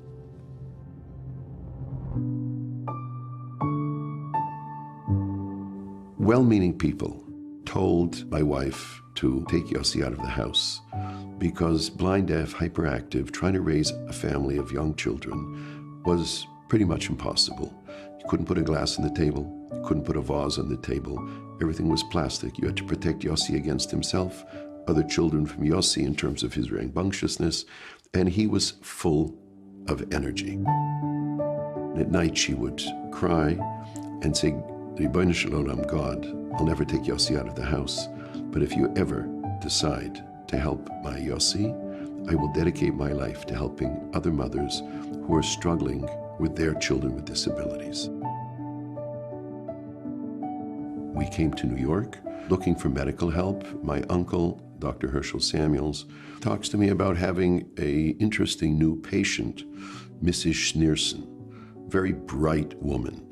I said, Uncle Herschel, are you talking about Mrs. Schneerson as in the Lubavitch Rebbe's wife? He said, yes. I said, you know, Uncle Herschel, if you could get me a blessing from the Rebbe, it would mean the world to me. While we were standing with the Rebbe, Yossi was running around, you couldn't control him, and the Rebbe kept giving him nickels, and Yossi would run 2 steps, 3 steps, and throw away the nickel. And the Rebbe would give him another one, and he'd do the same thing, and we were dying, we were so embarrassed. And the Rebbe said, "Lost him. This is a gesunde Tchuna. Leave the child. This is a healthy quality." I really can't go into the Rebbe's mind, and we didn't ask what his intent was.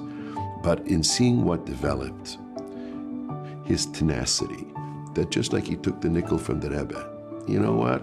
Boom. another one and another one, and that's it.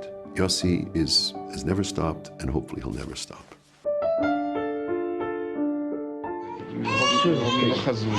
Das leider ist nicht gesund. Wenn man sagt das in Englisch, das ist Autistic.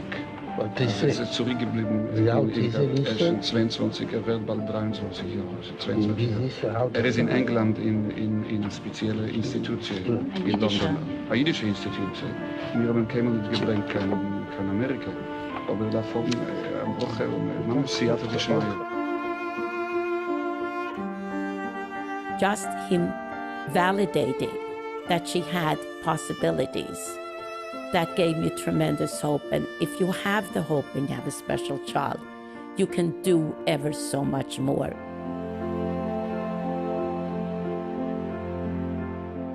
Every possible emphasis should be placed on the tangible and audio-visual aspects of Jewish education in terms of the actual practice of mitzvahs. It would give him a sense of belonging and attachment. Even a subconscious feeling of inner security would pass into the conscious state, especially if the teacher will endeavor to cultivate and fortify this feeling. Wir sagen, dass die Autistik dann nicht geschaffen, sondern mit Kindern gescheit ist nicht, sondern mit Menschen gescheit ist nicht. Also mit Menschen ist die gescheit ist gut wie bei anderen und noch mehr. Man sagt nicht vernommen mit Menschen, Wenn sie vernommen wenn sie vernommen mit Menschen. Interessant, dass ich habe einmal probiert mit dem Lernen sozusagen eine Woche. Und das ist schon gesagt. Hat er ja gesagt? Ja, gesagt.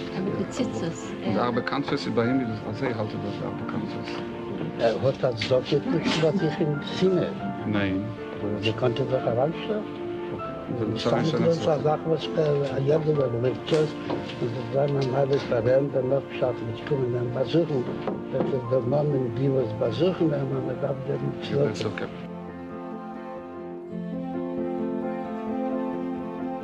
Nothing ever stopped Yossi. Not then, not later. At the age of 20, he lost his ability to walk.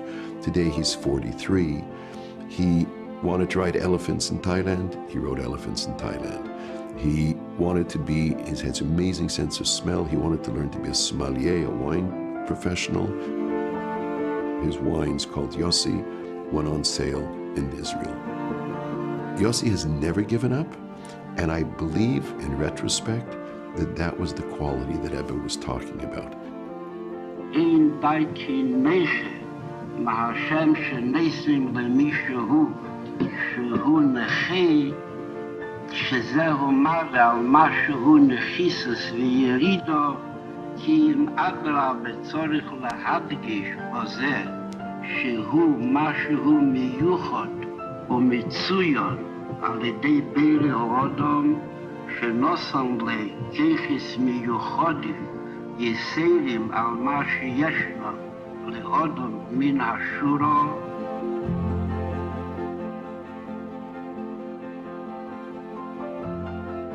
Our understanding of the other is very much affected and related to our understanding of ourselves. In the way the rabbi understood the condition of the individual, and the way he claimed and suggested and felt empowered to say, yes, do it. There is a very different way of seeing the human being. Not as a just reflection of yourself, but as something which comes be'era dilela.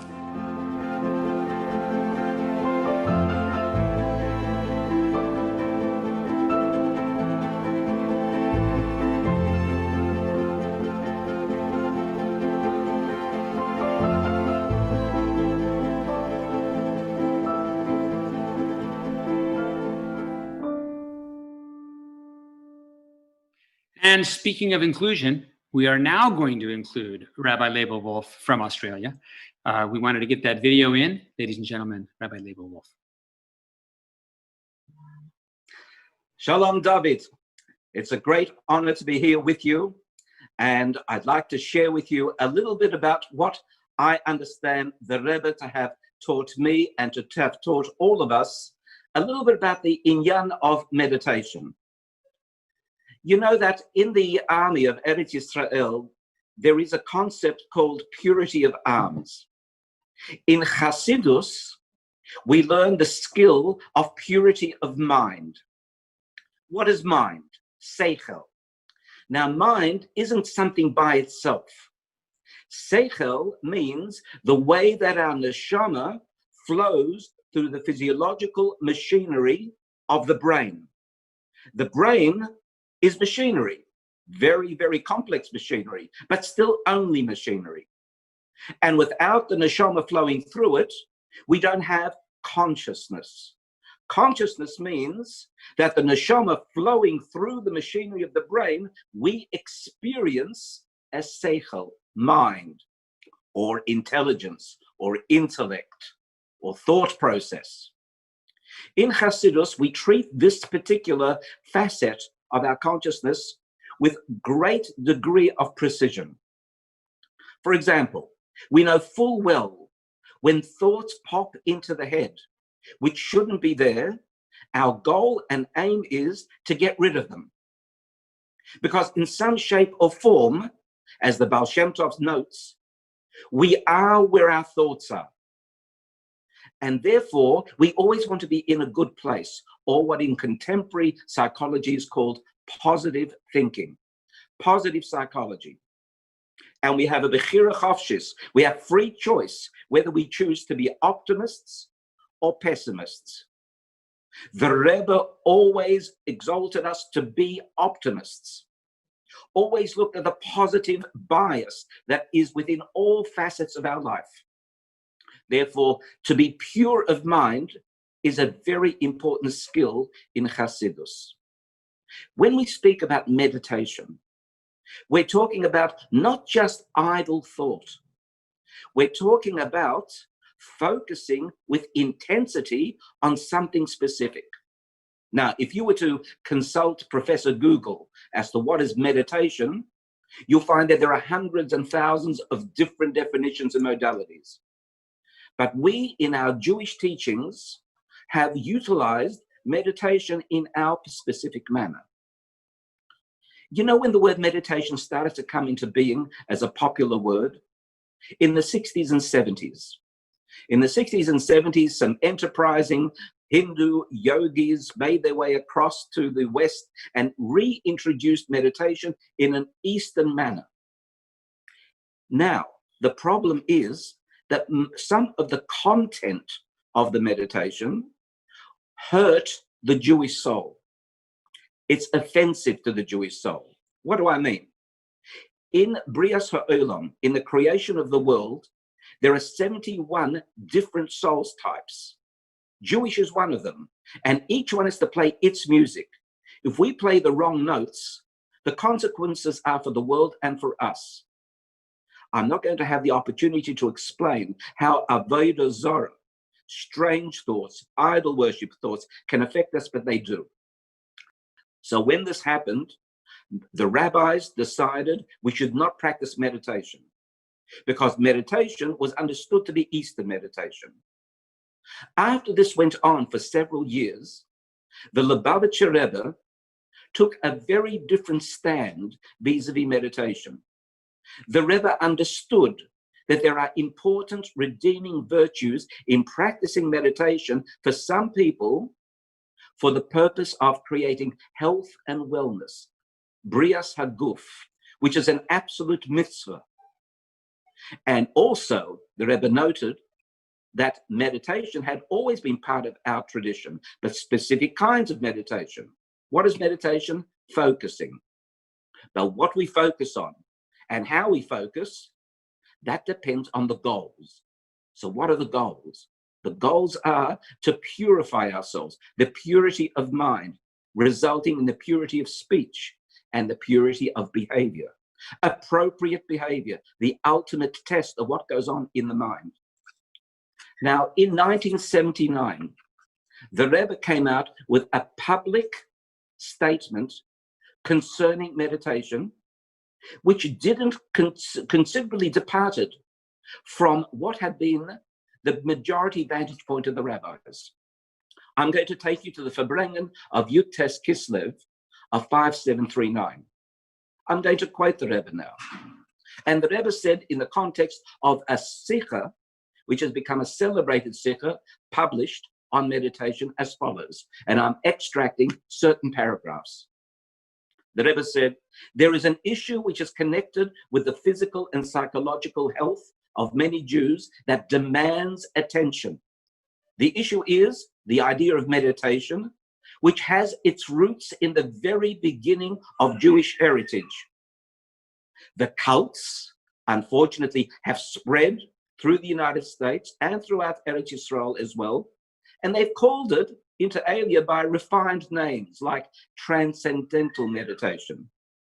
They've also incorporated into the procedures the bringing of incense and other practices that are clearly avodah zarah, the worship of false gods. Since we are living within the darkness of Golus, many Jewish youth have fallen into this snare. The Rebbe goes on and says, we cannot sit and wait until someone asks to be helped. We have to approach those who are afflicted and speak their language without mixing in any other matters. Our object should be merely the mitzvah of healing their troubled psyches. Then the Rebbe said, everyone should meditate. Meditation is part of one's service to Hashem. Before prayer, one should meditate on the greatness of God and the humble state of man. However, that meditation is done in a fixed time with a fixed intent. And the meditation must be based on a kosher idea or a Torah concept, like Shema Yisrael, and the meaning of the tefillos, of the prayers.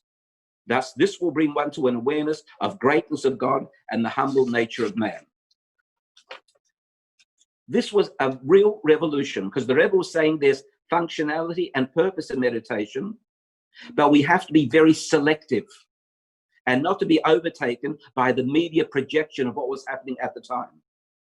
Then in a Yechidus the same year, with a couple, the Rebbe said the following to the couple: since there are many Jewish sufferers who continue to avail themselves of these methods, despite rabbinic prohibition, drawn by the promise of mental relief, it would be preferable to receive the same in a kosher way from the medical profession. This Yechidus was my wife and myself, where the Rebbe discussed the inyan of meditation, and he made it clear that there are redeeming virtues for the right people who need to achieve a sense of inner balance, because anxiety, anxiousness, and the stressors of life were affecting their everyday behaviors and responses. The Rebbe then sent a memo, a general memo, that said as follows. I'm quoting from a section of it. It is suggested and strongly urged that appropriate action be undertaken to enlist the cooperation of a group of doctors specializing in neurology and psychiatry.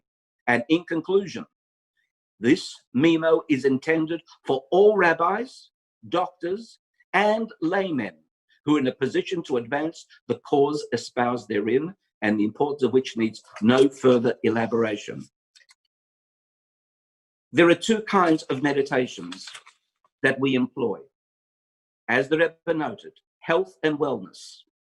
Because the way that we can consciously engage the neshama through the guf is something that we have bechira chofshis, choice.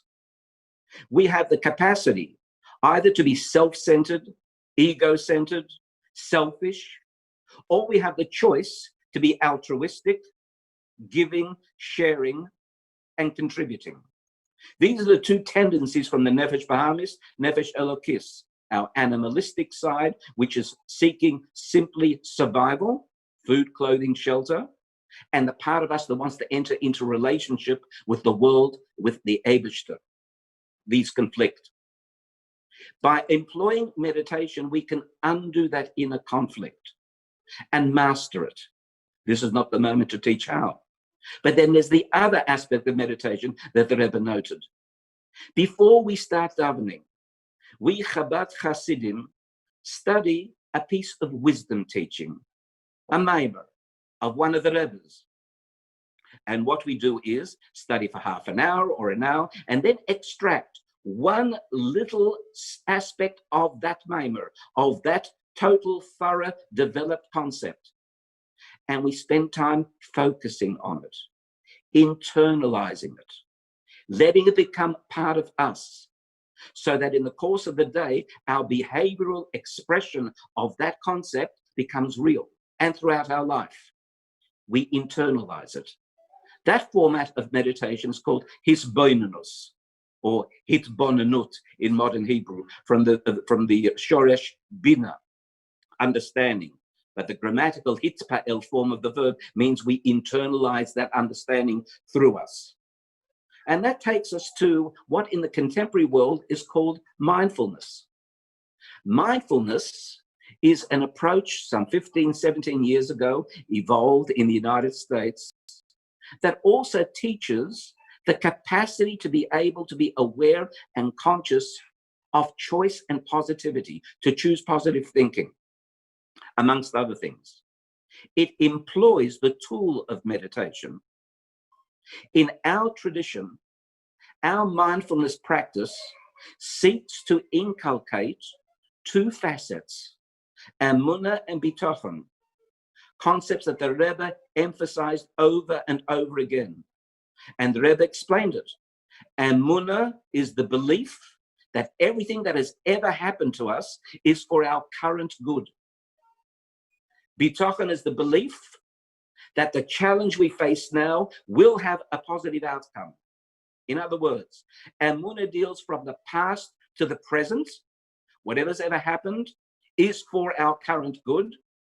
And bitachon is our belief that the challenge we face now will have a positive outcome from the present to the future. To be truly mindful, this is a focus of meditation, so that our constant awareness, whatever the moment of the day is, whatever the situation or circumstances are, we have a sense, we have been placed with the capacity to overcome, and what is happening now is for our good. That positive thinking contributes to health and wellness, because we know full well positivity and body health are correlated. And at the same time, as the Harvard University study of last year that came out and said that the most important element of happiness is relationships. Positive people attract relationships. People like to be with positive people. They don't like to be with pessimists. And therefore, the two most important aspects by practicing the mindfulness of emunah and bitachon creates health and happiness. Ivdu es Hashem b'simcha. That is the catch cry of Hasidim. Simcha, joy. Serve Hashem with joy. And that requires us to enter into an appropriate and positive relationship with people, with the world, and with the Eibishter. This is what the Rebbe sought. And in clarifying what is meditation and how it can be used wisely, and to avoid the pitfalls of Avodah Zorah, the Rebbe allowed us to employ a tool. A tool is neutral. Technology is neutral. It's how we utilize it that either elevates it or degrades us. And I do hope that these few words that I've shared with you in context of the Rebbe's advice, both to the world and to us, leaves us with the opportunity to grow and to develop and to make the world a better place, because it requires only one more Jew to do one more mitzvah and Mashiach will be here. But we don't know who that Jew is. We don't know which mitzvah it is. So we all have to try as much as we can. Wishing everybody a lot of hatzlacha. And on this occasion, may the Rebbe connect with each one of us and elevate us to the highest plane. A big yasher koach. Okay, so I have to ask right there, is that Boris Johnson, the Prime Minister? Boris Johnson just gave 100 pounds. I don't know if that's the Boris Johnson, but he is to me because he gave 100 pounds. So thank you so much, Boris Johnson. That's fantastic. Look, folks, we have gotten over the 900,000 pound mark. This is so exciting, and I'm so grateful, and all of the Chabad Shluchim are so grateful. And Hashem is looking down with the Rebbe saying, look at what the UK can do. So it's really thrilling. Just keep it going. We only need 91,000 more pounds. That means if 91,000 of you each send only 1 pound, we're there. Or if 970 of you send 10 pounds? We're there. Or if 97 of you send 1,000 pounds? You get the idea. We can do this, folks. Let's get to 1 million pounds. There is a tradition amongst our people that I learned when I was staying with the Chabad that's in a mysterious place on a cloud somewhere, that whenever you get to 900,000 pounds, you need a nigun. You need a special bit of music to take you there. So now I ask our technicians, oh, technicians in the great ether, can you please bring us a video that has beautiful music that explains the next nigun? And then after that, could you please bring us Laura to play her beautiful cello again? And let's do that now. Thank you so much, guys. Keep it coming. When I come back, I want to see 920. We can do it. All right, let's go.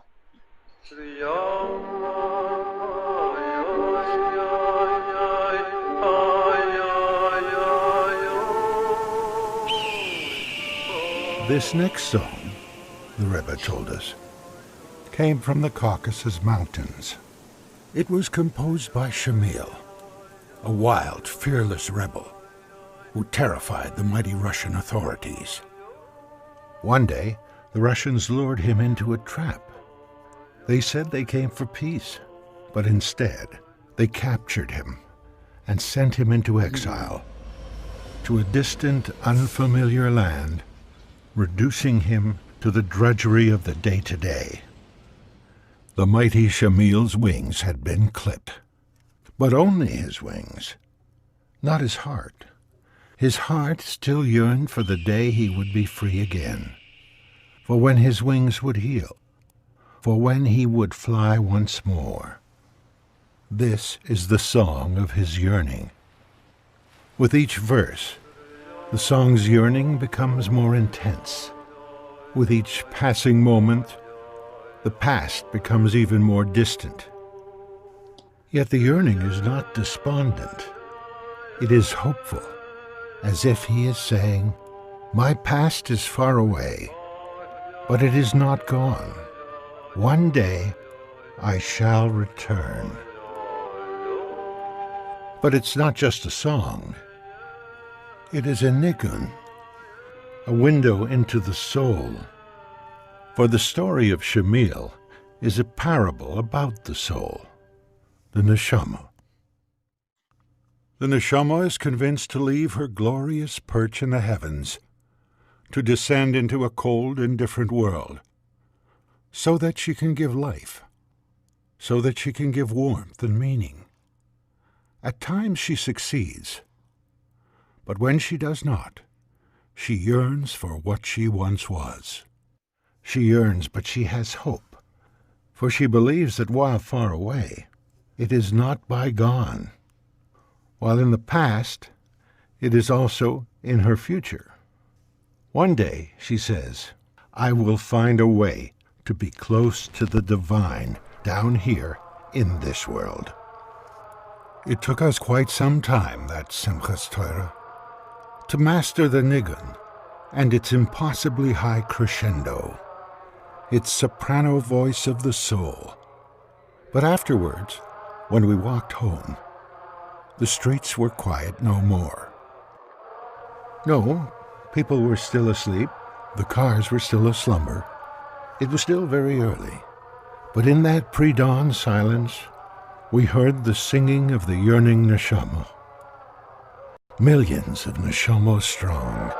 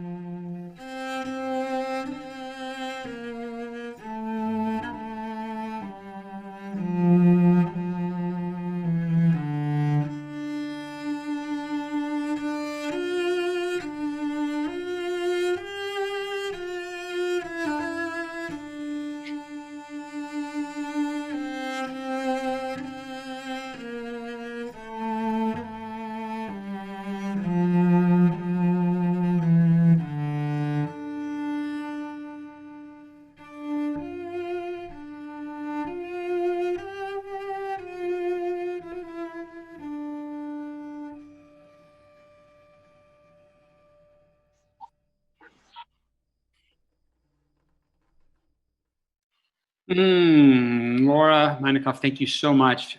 There's nothing like the fingers on a cello and the stroking of that thing. Just the vibrations are heavenly, and this is one of the natures of music. It's been said famously that music is one of the greatest gifts that God gave to mankind, and Laura certainly helps us experience that with her beautiful cello playing. Thank you so much. I see that Laura also helped us get us to 916,000 pounds, which is close. And I also see that I have here beside me, am I looking the right way? Yes, I am. Rabbi Simon Jacobson. If you look to your left, we can do that trick. Look at your left and wave at me. Would you just turn to the left? Turn to the left. You're not going to do it? Fine.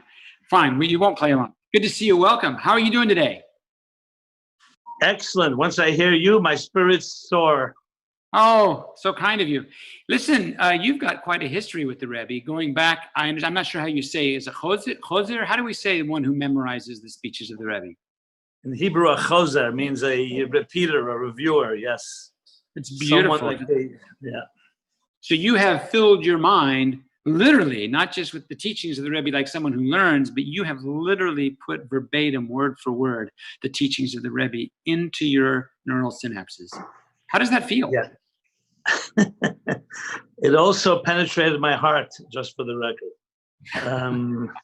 It feels transcendent. What can I say? Transcendent is the right word.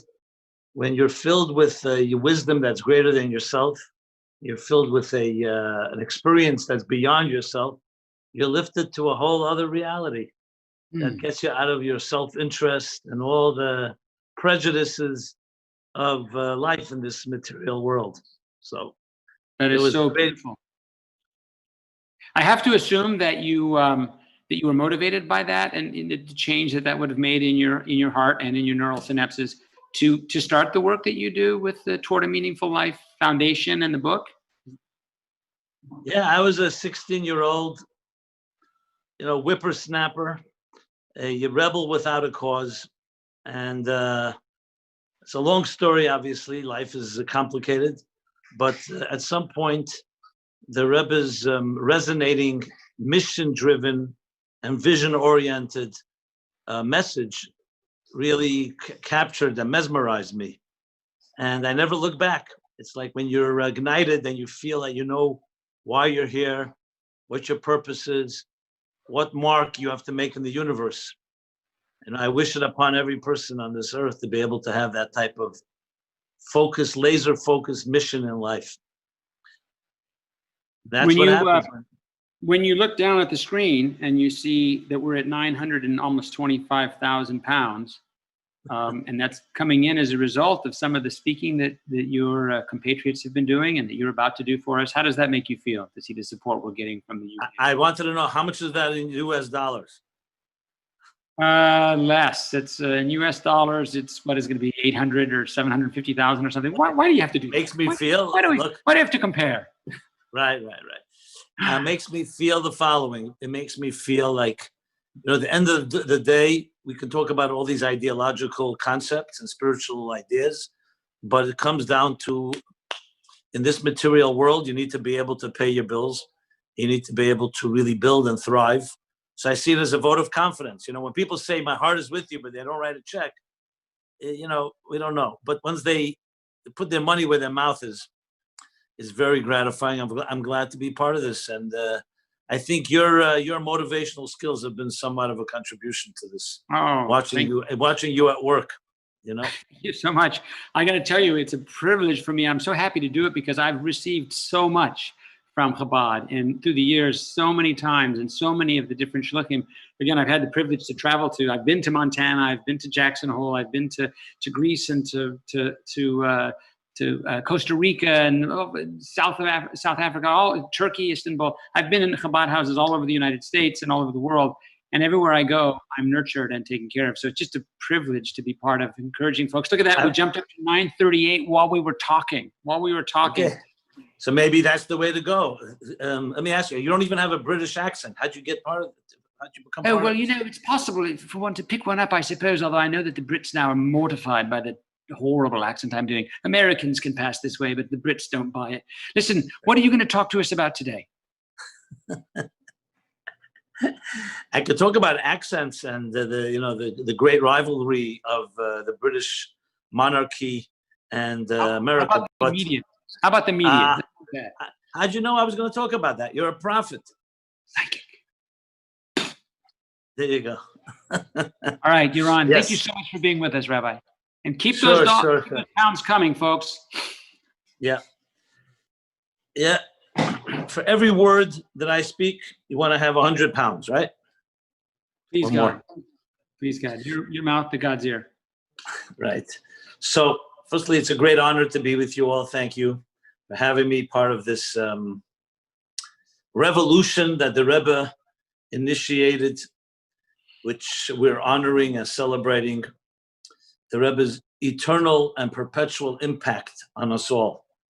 So I was asked to speak about the media, the Rebbe in regard to the media. Now you may wonder, what do I have to do with the media? Well, besides my other virtues, I happen to be the son of Mr. Gershon Jacobson, who was a media person. I remember Wolf Blitzer called me after he passed away. He said, your father was a journalist. My father was in the media. He was a journalist for many years, and he had a very close relationship with the Rebbe. And you can imagine it's a very unique type of position to be in, because how many people do you know that are in the media and are also a chassid? My grandfather used to say, my mother's father, and he would always laugh at my father. My grandfather, who came from Russia, as did my father, used to always tell me and everyone, he said, everything in the media is a lie. Everything is a lie. And I used to say, Zayda, Grandpa, come on. This is not Russia. This is America. It's a free press, a free country, blah, blah, blah. Everything is a lie. Remember, he used to tell me, Siminke, everything is a lie. Even the date on the newspaper is a lie because they printed it the night before. As I got older, I think he may have some good points to be made. So it's interesting, the confluence of the Rebbe and media. And being that I grew up in a home, the oldest of 5 children, my father, his whole heart and soul was journalism. I'll share some insights that I think are quite unique, and I would even say surprising, and and disarming how the Rebbe looked at media. So firstly, I should just say at the outset that the Rebbe was both obviously deeply grounded in Torah and in thousands of years of scholarship of Judaism and all dimensions of Torah and tradition. But at the same time, as we know, he understood that God created the world, and the world has many vehicles and platforms, including technology and including the media. So he saw it as a critical component to be used, like everything, for spreading God's word, for spreading God's truth. And the Rebbe had a particular close relationship, being a publisher. I don't know if you know this, but before the Rebbe became Rebbe, he was actually a publisher. He was the publisher of all the publications that were produced by Chabad. And he had that the element, that sense, besides the Rebbe's all his qualities, the sense of publishing, the power of the word. As the Rebbe would say, a printed word is forever. So I'll begin with a story that, and then move into a few interesting other elements. But the Rebbe generally, therefore, deeply appreciated my father and other journalists because they were essentially like conduits. Think of it like an interface that they could bring the message to thousands and thousands of people, millions of people, and it has a certain credibility. The Rebbe would say often in Farbrengens, if it says in the newspaper, people will accept it because the newspaper has a certain truth to it. So here's a story I want to share. My father worked, when he came to the United States after World War II, he was a journalist in different newspapers. He worked at the Herald Tribune. New York City had a newspaper called the Herald Tribune. He worked at different magazines, but especially in the Jewish media, he became a writer for what's called the Tag Morgen Journal, the Day Jewish Journal. It was a daily Yiddish paper. In those days, in the 50s, you have to remember there were millions of Yiddish readers. Many of the immigrants had no other language but Yiddish. So the newspaper was packed with classifieds, and this was their go-to newspaper. And he worked his way up. He was younger than his colleagues. And he ended up becoming the city editor, which is basically the editor of the front page of the newspaper. And then in 1972, the owner of the paper, Arthur Jacobs was his name, he decided he couldn't to take any more. The unions, there were less readers, advertising was going down, and he decided to close the newspaper. Within a few months, my father opened up what's called the Allgemeiner Journal. Allgemeiner Journal, with a lot of the Rebbe's encouragement, because the Rebbe knew the power of a newspaper, that, as I'll share in a story or two soon, the Rebbe understood that a newspaper would infiltrate and can reach people who may not open up a Torah book or open up something that is a study. But a newspaper, they will look at. So the Rebbe, so 1972, at the encouragement, my father opened this newspaper called the Allgemeine Journal. My father was a very broad-minded, like global traveler, had a very wide perspective on things. And as such, the Rebbe identified a lot with that. So my father had many different voices in the newspaper. He had right-wing writers, he had left-wing writers. There were many different types of writers. And the Rebbe encouraged that, actually, because you would think the Rebbe would want just one voice. So here's surprise number one. The Rebbe was a major advocate that a newspaper has to have many opinions. To the extent this story will capture. So my father met a man, he was born in Warsaw before the war, World War II, and he became an Israeli writer. His name was Natan Yalin Mur. That was his name. It was he adopted a Zionist name, and he was a very passionate. Before Israel became a state, you had the Irgun, you had the Haganah, and you had the Stern Gang. They were the very extremes. He was an extreme Zionist. But after the state was founded, he became very disillusioned because he saw too much politics, which he didn't like. And you know what he did? He decided that he's becoming anti-Zionist, and he would write these pro-Arab articles in Hebrew. He was a brilliant writer, so he would infuriate people with these blood-boiling articles. My father, who was a very colorful character, decided, since he wrote fluent Yiddish, he came and said to Natan Yalamur, maybe you come join me in the Allgemeine and write a weekly column. And Natan Yalamur asked my father, I can write whatever I want? He said, yeah, as long as you're not writing anything obscene or anything that is, but yeah, he said, but you know, my ideas are very left-wing and very anti-religious and anti-Israel. My father said, it's an opinion, you're entitled. Anyway, he began writing. People would write hate mail to my father as an editor.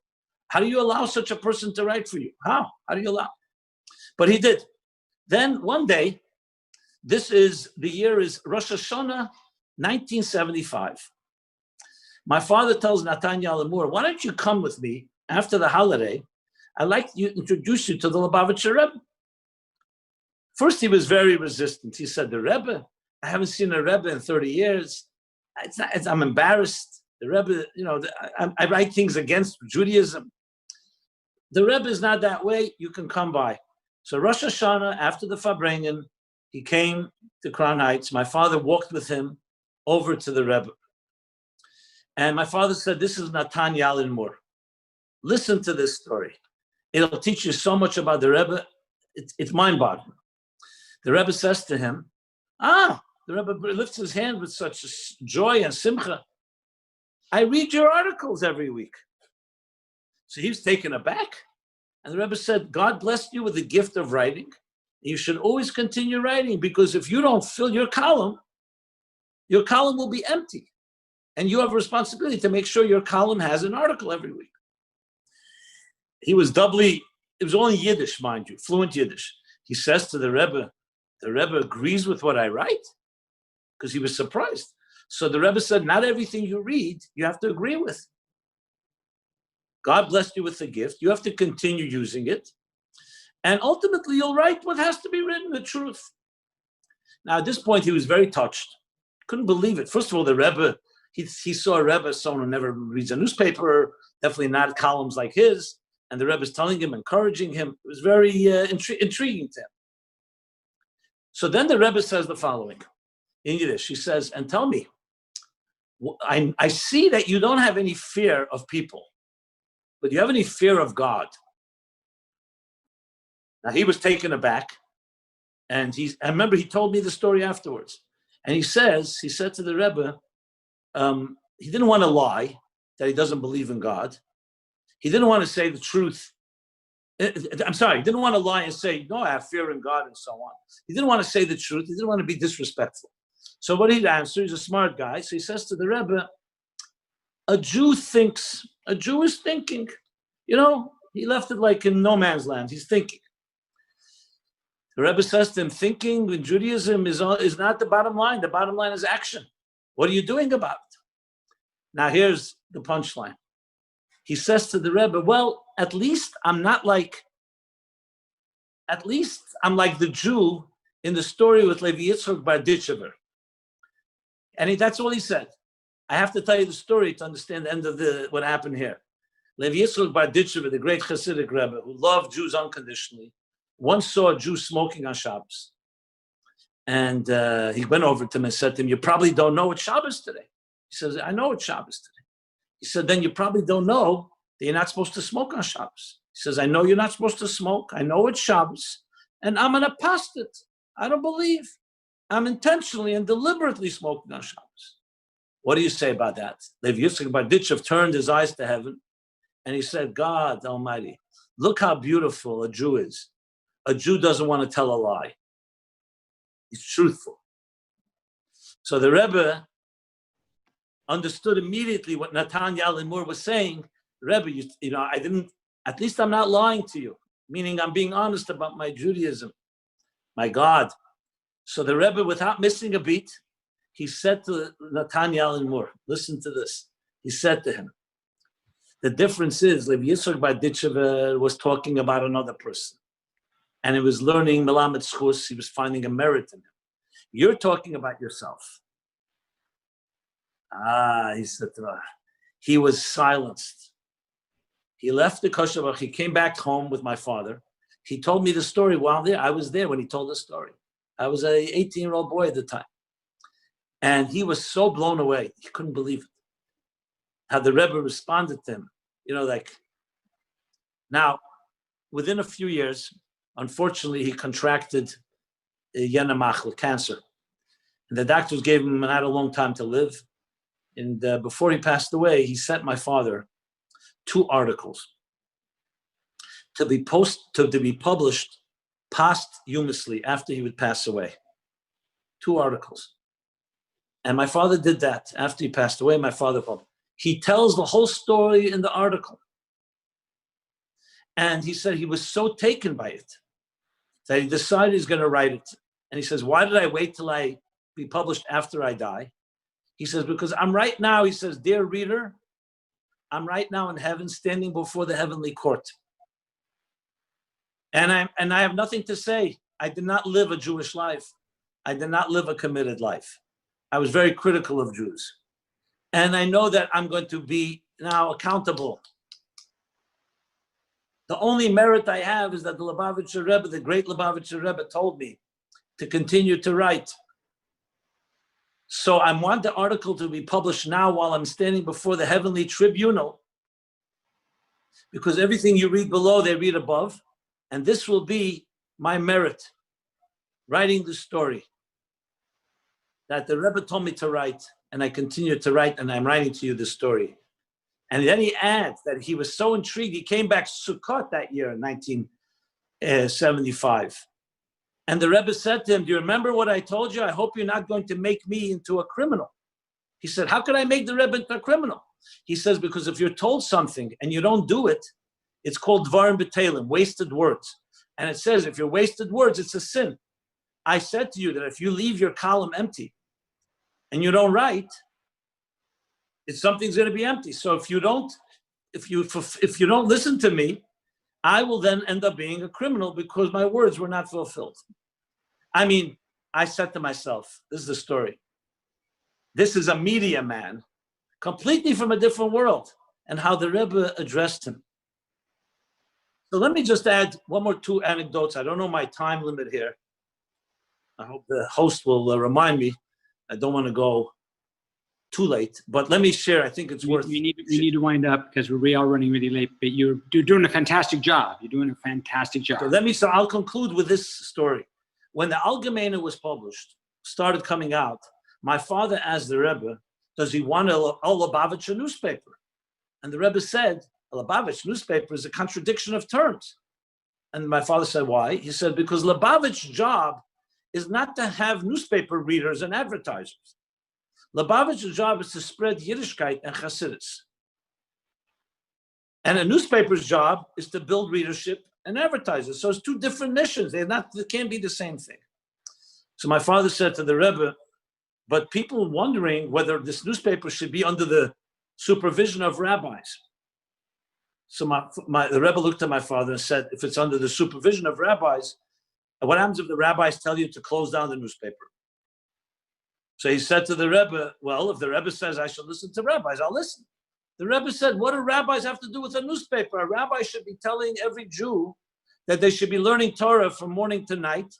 Why are they reading newspapers? A newspaper is for people who don't ask rabbis or don't listen to rabbis. And when you publish in a newspaper something from Torah, something from Judaism that's inspiring, you're reaching even Jews who read newspapers." I want to leave you with this. That is such an open-minded and broad way of thinking. Because the Rebbe wasn't saying, God forbid, do something that's contrary to Torah. He's saying, we live in a world where not everybody's reading Torah and they're not listening to rabbis. A newspaper is part of the fabric. And we want to take the newspaper and elevate it and take the media and turn it into a channel for bringing Judaism and godliness and Hasidic thought to everyone. There's so much I can share because my father has so many interactions with the Rebbe. I'm just sharing. And the final thing my father once told the Rebbe, he said to him, "Rebbe, people are telling me the newspaper is not religious enough because it has different articles and different ads." So the Rebbe said, and I'm sure there's some people who will tell you that it's too religious.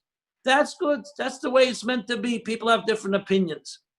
The thing is, this is a part of the Rebbe that very few know. That type of nuance, appreciation of everything is in black and white, appreciation of a broad way of looking at things, and using a platform like media to advance a cause without silencing the media. The Rebbe never believed in censorship. He did not want censorship. He wanted a newspaper that's ethical and value-based, but he didn't want it to be propaganda. He wanted it to be persuasive on its own merit, not propaganda. The Rebbe knew the dangerous impact of propaganda. Rabbi, so it's yet another. This has been fantastic. We've got to get going because we've got to get to £1 million, and we've got a couple more speakers, and we promised people they could get to bed. But this has been simply amazing, and I didn't. Let me just say my final line. I was going to say, so may you all use your skills and tools to spread the message, because all of us are a voice and a platform. And thank you so much for sharing it. Amen, amen.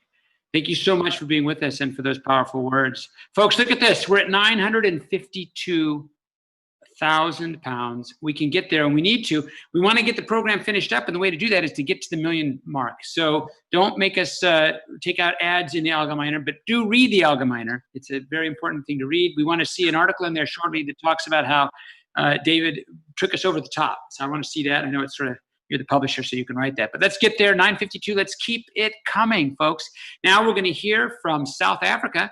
We're going to hear from Mrs. Z.C. Darren, who runs she's the co-director of the Center of Jewish Life on the west coast of South Africa. Z.C., thank you so much for joining us. Thank you, David. It's such a pleasure, and it's so wonderful to be here. I'm honored and humbled to be part of this beautiful program. You guys are doing an amazing job. And Debbie, you're taking them really far out there. Amazing. Just a shout out to all the Lubavitch Chabad across the UK. I've got some good friends there, Dvorle and Hannah, and I'm sure you guys are doing all such a great job. And I just want to say, the topic tonight for my topic is Mashiach, and they left me till the end because Mashiach, the end. So hopefully you'll get some sleep soon. But Mashiach, people ask the question, is it the end of the world, or is it, I think it's the beginning of a new era.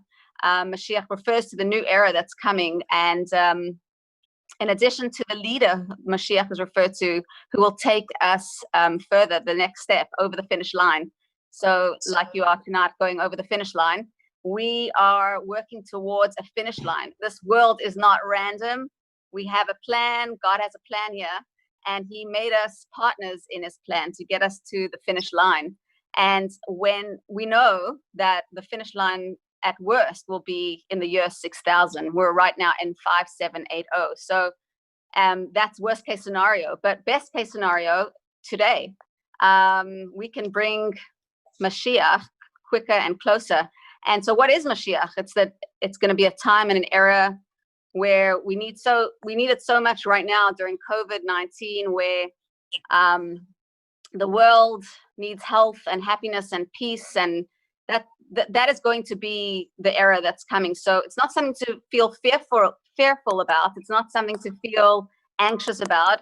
It's not, maybe a lot of people are bewildered by Mashiach, but it's something to really get excited about. And, you know, when I think about it, I was thinking, like, it's something that we're supposed to believe in. And it's one of the Jewish tenets of faith.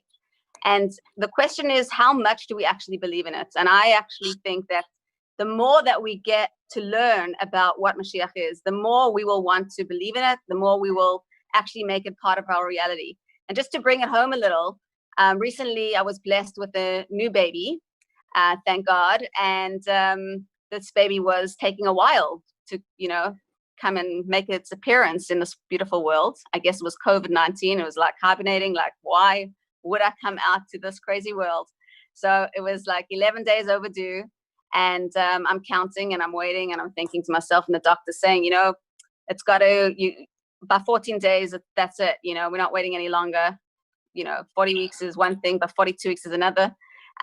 So for any women out there who know what pregnancy is like, you can imagine that this was quite a process. And here I am thinking, now imagine if we believed in the coming of Mashiach in the same way that we believe and know that one day Mashiach will come, right?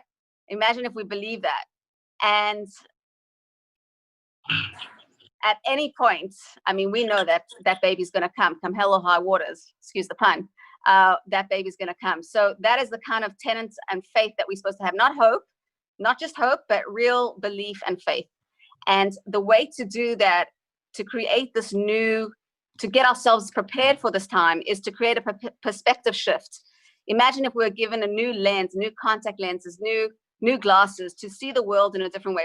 Remember, the world is made up of our reality and our thinking.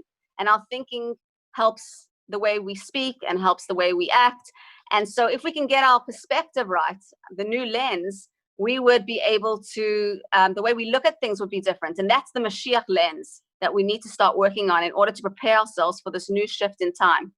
And COVID-19 has really helped us get there, because even though we've been thrown a massive curveball, you know, I think people have risen to the challenge, and in a large way, they are starting to shift perspectives, and it's all about raising our consciousness and mindfulness and godfulness and heartfulness with others, non-judgmentalism. I've actually got a friend in the UK, a shout out to Nikki Menashe over there, and a wonderful group that they've created, a WhatsApp group called Loving World. And in this WhatsApp group, they only speak about positive. There's no doom and gloom. There's only the positive thinking that goes in there. And that's the way that innovators and change makers are making things happen and changing the perspective and looking at the world with a new lens and in a new way. That's the Mashiach world that's going to come. Nothing to be afraid of. We will have the same world, but different eyes. And obviously, as we progress and get there, our shift will be looking at the world, looking at people, looking at our obstacles in a very different way. The Rebbe, whose Yortzeit anniversary of passing is today, as you've heard a lot about, actually said, like one of the rabbis, Rabbi Leibel Wolf, said that one good act of kindness, one good deed can tip the scale. So you might think, well, the world will never get to that place where everyone's perfect and loving and non-judgmental and great. So how's it going to ever happen? So based on Maimonides, the Rebbe said that we should all believe that the world is standing at equal balance, and that any one act that we do can tip the scale, and it's called tipping points. The minute it hits tipping point, 51%, God does the rest of the domino effect. So if we could just, take the courage to do that extra act, and every single day ask ourselves, what are we doing extra to make this world a better place? I believe I'll meet you guys in the UK, in Jerusalem very soon, and we'll be seeing the rebuilding of that temple, and it will be the Mashiach era. And don't worry, you can still have your beautiful houses in the UK and your whole happy life. Nothing's it's not gonna be too crazy out there.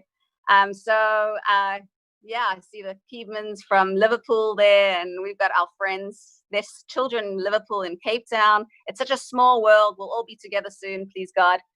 So I'm honored to have been here tonight, and just want to wish you much success. And please God, we'll be liberated from COVID-19 by Mashiach, and not just the new normal or the old normal, but with Mashiach. All the best. Thank you so much, Mrs. Darren. It's so great to have you with us. And I miss hanging out in South Africa. My son and I were down there with you guys. One of the Rebbe's, what are they? Sinai and Davos. It's such a great time. Come back. I will. I would like to. Look down at our little checkerboard. I need you to give me some help, Zizi, because we've been stuck at 9:53 here for a few minutes. And I don't think that the UK or the rest of the world intends for us to be stuck. But I do think we can get to the $1 million pound mark. Don't you think we can?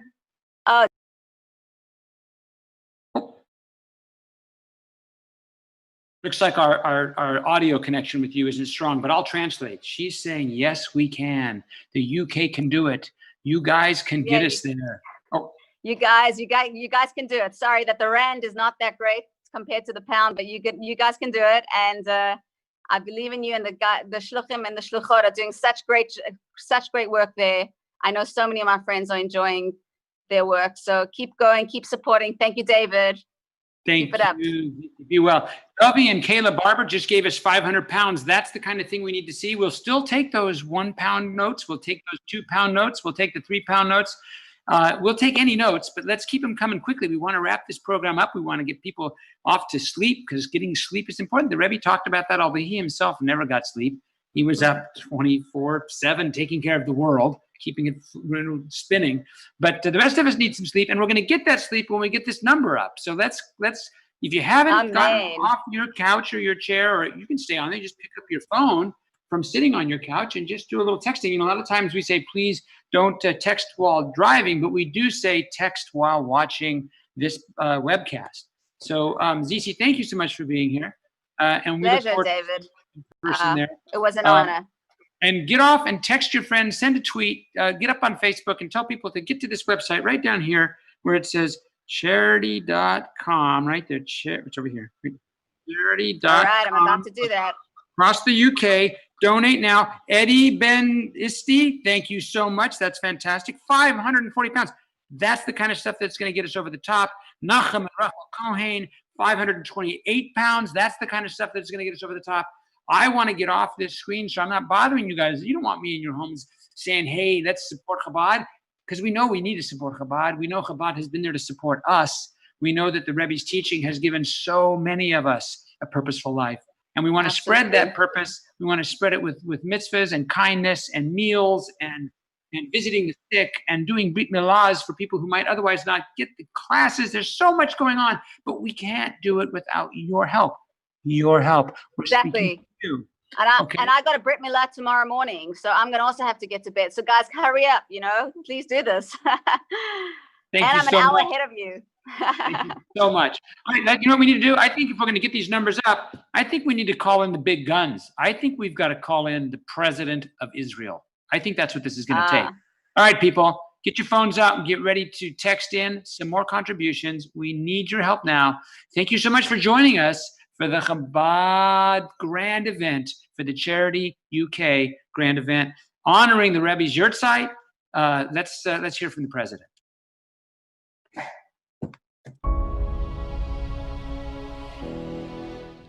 אנחנו מציינים היום יחד כ"ו שנים להסתלקותו של הרבי.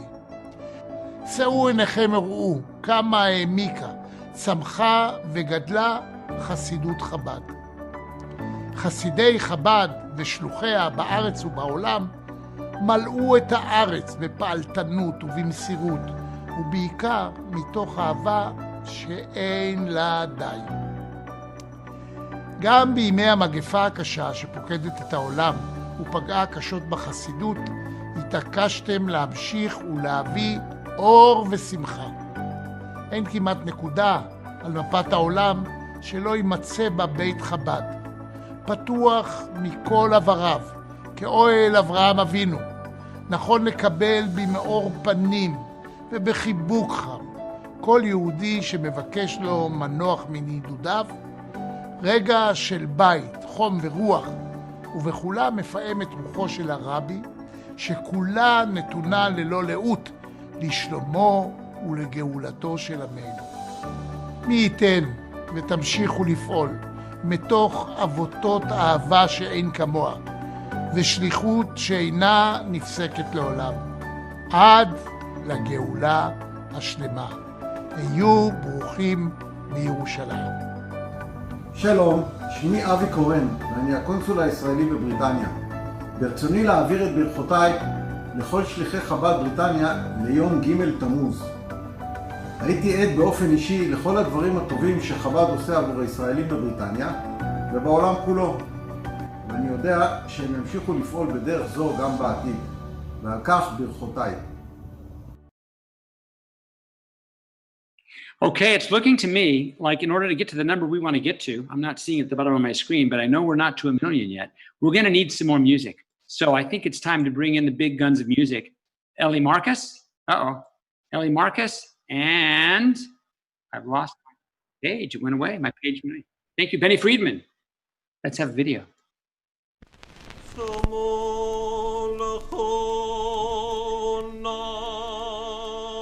So, my young friend, where does this leave us?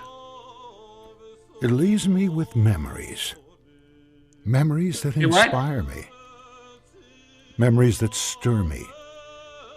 But that also demand a great deal of me. For I am one of but a few people privileged to even have these memories. No, I did not appreciate them then, like I do now. But those moments, in the wee hours of Simchas Torah night, were so precious.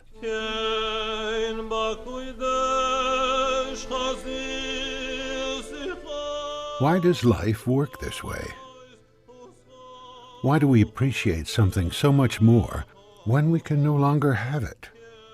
Why must one wait until after nightfall to realize how bright the sun shines? And until in the desert to appreciate the sweetness of plain water? I am left with precious memories and painful regrets. But what about you, who was not there? And truth be told, what about me? For even if it has taken me far too long, I must respond now. Even if I have done so little all this time, I must now act upon what I was blessed to see years ago. So let us go forward together, you and I. Let us allow these nigunim to inspire us, to awaken us, to make us more alive. The Rebbe taught them to us long ago, but under the talus, the inspiration still lingers, and I suspect will linger forevermore, at least for whoever chooses to listen with their heart, to listen with their neshama. And so let me leave you with one last niggin, the niggin of Tzomo L'cho Nafshi. It was composed 2 centuries ago by the first Rebbe of Lubavitch, Rebbe Shneur Zoltan. Yet it was lost to the chaos of history, until the Rebbe taught it to us once more. When he would sing it with us by his Farbrengens, the entire room would soar, as if we all had been given wings. First the Rebbe would sing, then us. The Rebbe again, us again. Almost a conversation, but a conversation of song, a conversation of souls, the type of conversation that lives on forever.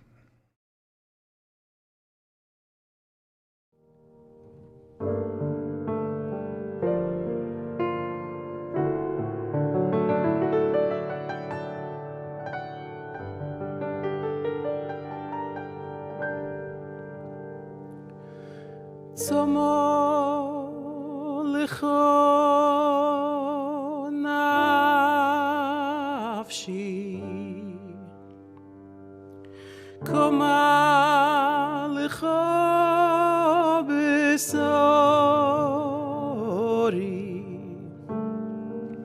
B'eretz Yovev Belimoim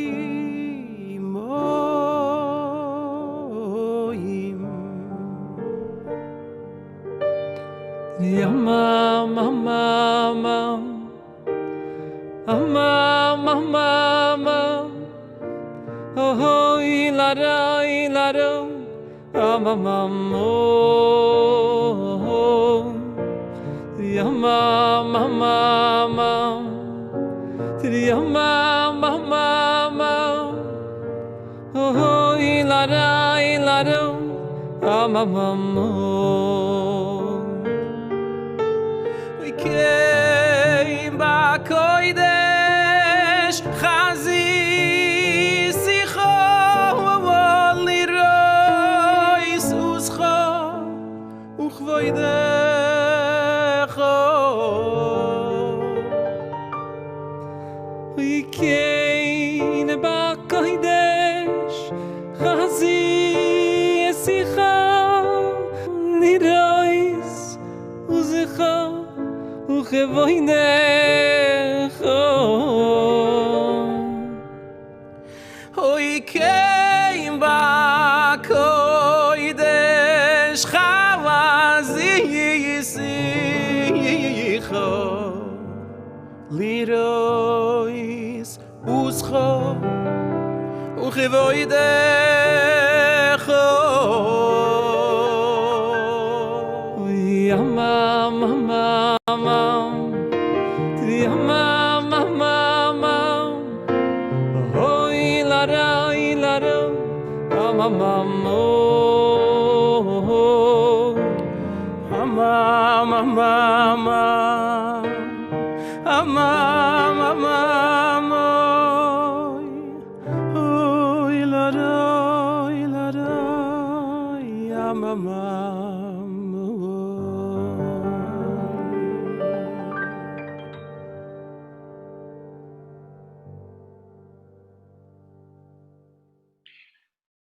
Beautiful, beautiful. I want to welcome back Rabbi David Katz from Hanhalas, Chabad, Lubavitch, UK.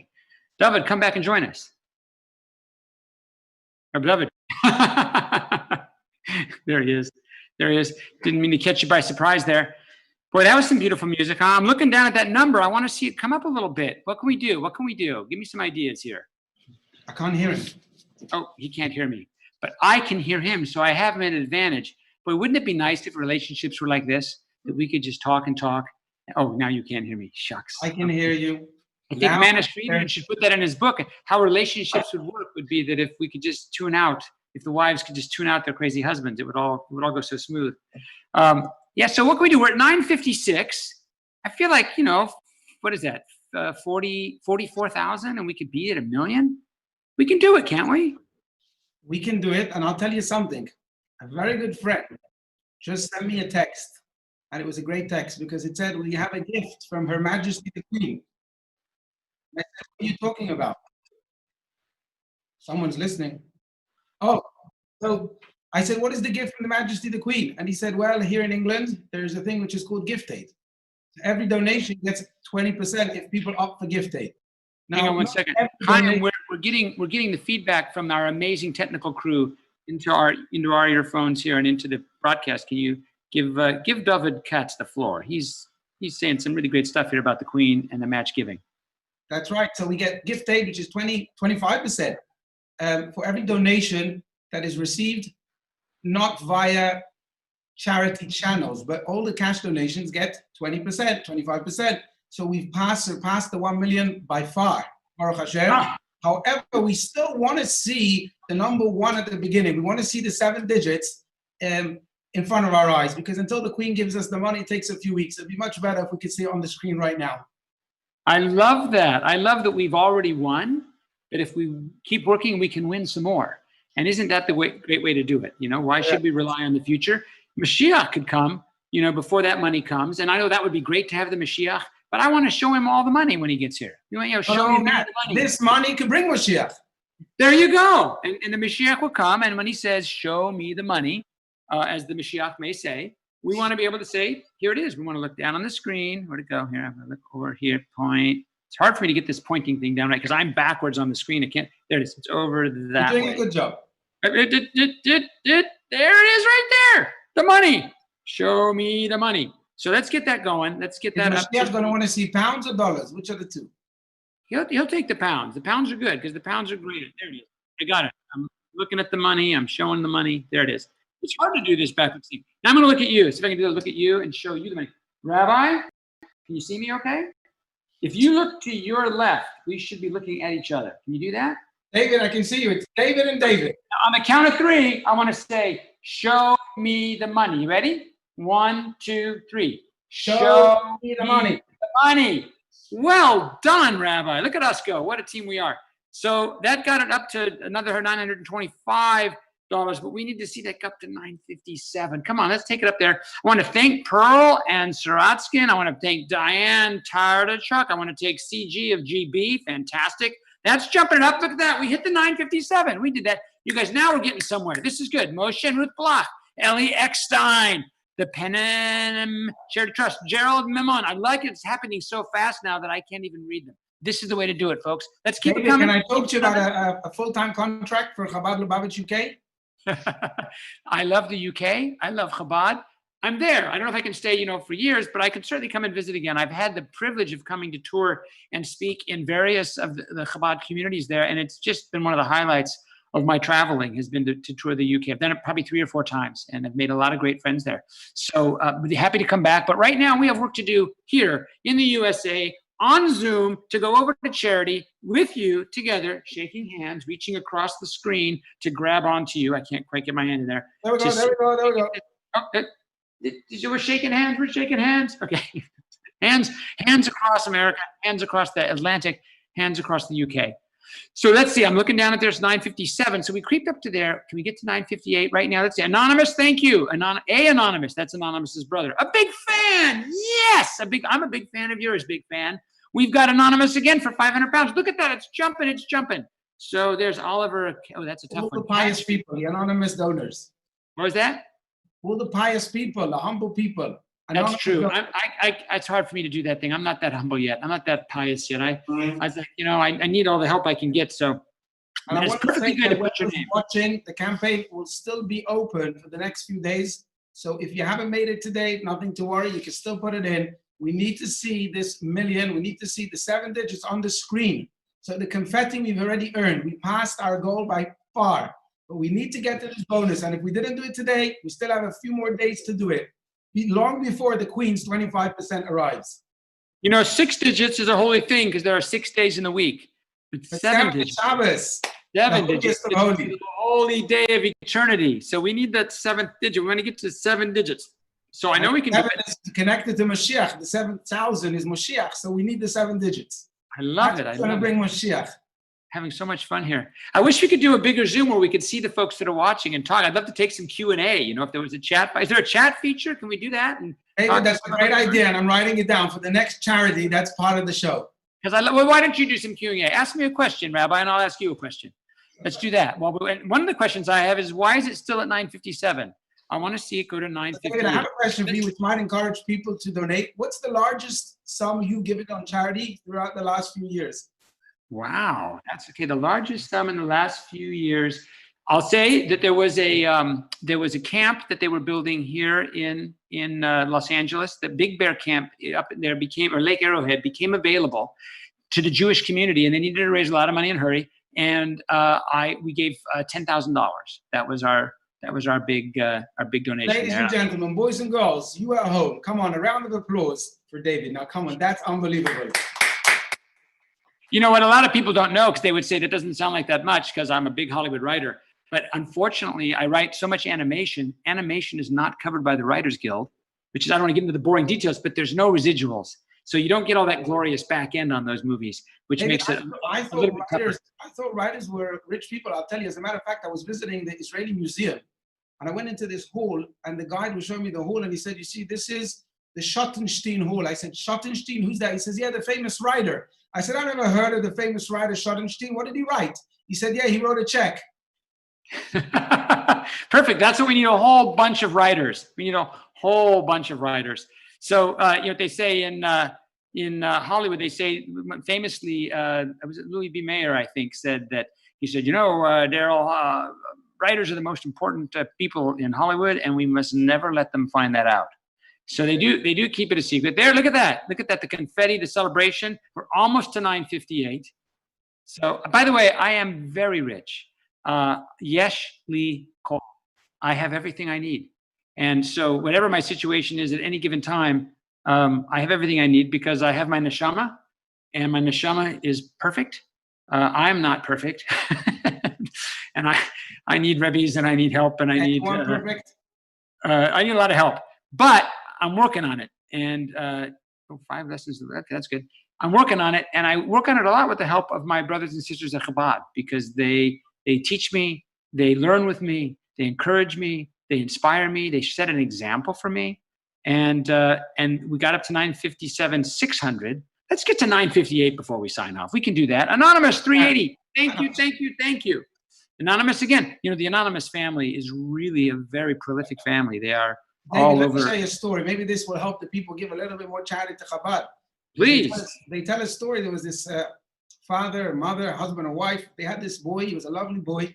He was 10 years old. And the parents were wondering what's going to be with him. You know, as all parents wonder once in a while, what's my child going to grow up to be? And they decide they're going to do an experiment. The next day before he comes home, they're going to leave on the table a little bottle of mashka, going to be a little l'chaim there, and maybe it was beer, it wasn't too much alcohol, and there was a book, a Torah book, and there was a $50 bill. And the man said to his wife, he said, listen, this is how it's going to work. If the child takes the money, he's going to be a businessman. If he takes the book, he's going to be a rabbi. And if he takes the beer, oy vey, he's going to be a drunken. So they hid behind the curtain, and they waited for the boy to come home, and he walks in, and he picks up the bottle of beer, and he pours himself a little shot, and he says l'chaim, and he has it. And then he takes the $50, picks it up, and puts it in the charity box. And then he takes the book, puts it under his arm, and he walks outside. The man turns to his wife, and he says, you know, I think our son, he's going to be a Chabad rabbi. Beautiful, beautiful. And we need more of them, and we need to support the ones we have. We're at 957, 664. Holy Rabbi, I'm going to have to sign off here pretty soon. Do you want to carry on? I want to say thank you, David. You have been absolutely amazing. Oh, thank you. Your humor, your wit, it's been literally phenomenal. It's driven our campaign. It made this campaign and the program so interesting. So thank you so, so much. Well, it's been so fun. So fun to be here. And I just had a great time. And it's also so nice to do something when you're having a great time and you're doing it for such an incredible cause. And I got to tell you, I can't think of a better cause. I mean, just the lives that get touched. So I'm going to sign off. I wish you guys, I'm thrilled to know, look, we already succeeded, because as you said, with the cash donations and the help of the Queen, we're already over £1 million. So that's why we have all the confetti. That's fantastic. But we're going to get going again. This will stay open. I always get confused about where it is. This will stay open. This little number here will stay open for another couple days. So please text your friends. Text this charity.com address, which is actually down over here on this side. There it is. Across the UK, right? Where'd it go? I passed it. There it is right there. Text that right there, or log on there and send your donations. You can call the hotline, or you can text charity.com/Chabad across UK. That's it. Folks, thank you so much. Thanks, David. Thank you. And may the neshama of the Rebbe have an aliyah that goes on and on and on, powered by the wings of the good deeds that we are all doing, that you have all done here today, that we're doing all these mitzvahs in the memory of his beautiful, blessed memory. Thank you so much for having me. You're well. All the best, David. I want to say, since we're on the thank yous, there's so many people that need to thank you.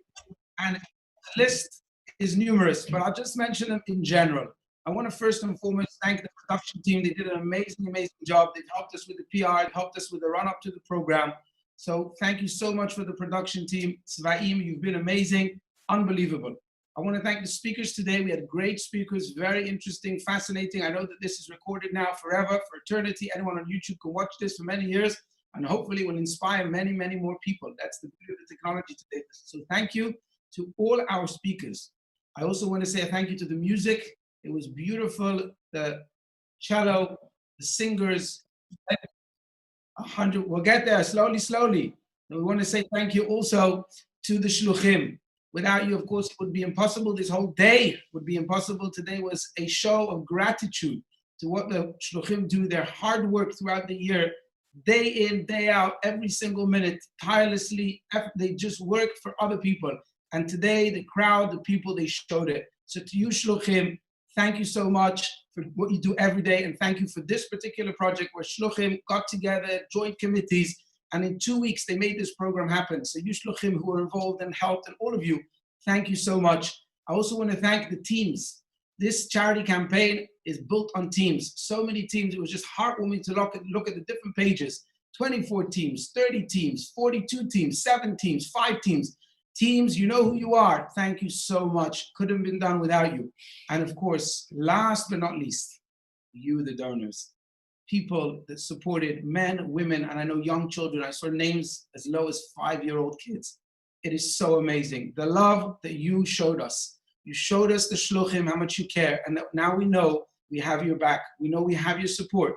That is what gives us the encouragement to keep on going. Thank you so much. I want to conclude this program with 2 very special things. We're going to see a video of the Rebbe. It's just a 1-minute video. But in this video, the Rebbe explains the importance of tzedakah and how this charity that you've given is what's going to bring Mashiach, and how we need to use every moment of the exile to do it, because once Mashiach comes, we don't have this opportunity. So I know everyone's watching has given charity, so you should tap yourself on the back to listen to the Rebbe's blessing and guidance for those who gave tzedakah. But before we see this video, we have a special guest. His name is Mr. Aharon Sitbon. He is a very, very interesting person. I know him personally from growing up in Yerushalayim together with him. He's actually French, Israeli, Baal Teshuvah, and we heard all about the Tzama Lecha Nafshi. My soul has a thirst, it yearns. And this was his life journey. And therefore he's going to sing for us the Tzama Lecha Nafshi. We're going to see how he sings it with the guitar, so beautiful, as a true chassid. And right after that, the video of the Rebbe. So stay right there. ערב טוב לכולם. אני רוצה לברך את חב"ד לונדון על הפעילות שלכם למען הקהילה. ובמיוחד בימים האלו, שהשם ייתן לכם הרבה כוח, הרבה בריאות, להמשיך, לעזור. ובקרוב ממש נזכה כולנו לראות פני משיח עם הגאולה האמיתית והשלמה. צמה לך נפשי.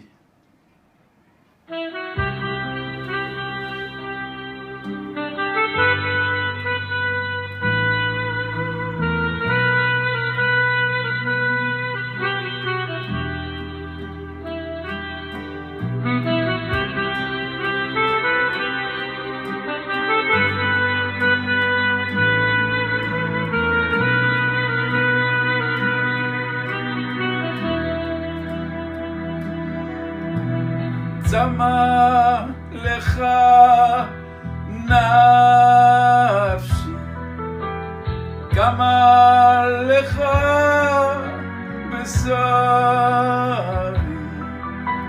בארץ צייה ועייף בלי מים.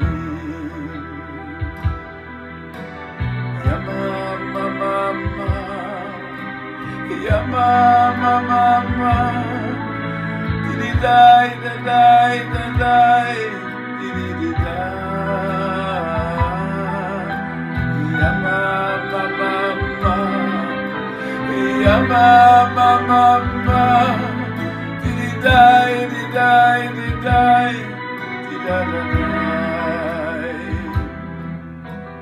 כן, בקודש חזיתיך לראות ושרה ובודך. כן, בקודש חזיתיך לראות ושרה ובודך. כן, בקודש חזיתיך לראות ושרה ובודך.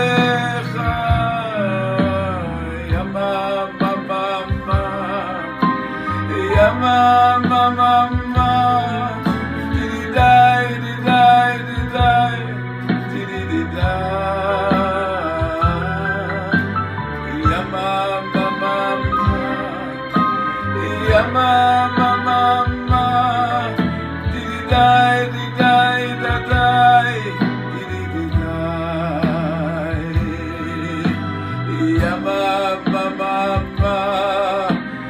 יממה דידי דידי דידי דידי דידי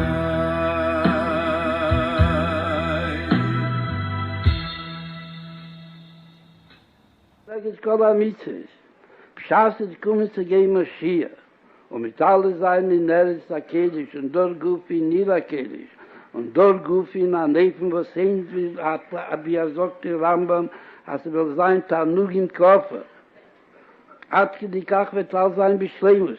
Und nicht noch leben, das will bekam sein ein Mitzvah von Sorge, hat die Möglichkeit nicht. Chap rein die letzte Goye.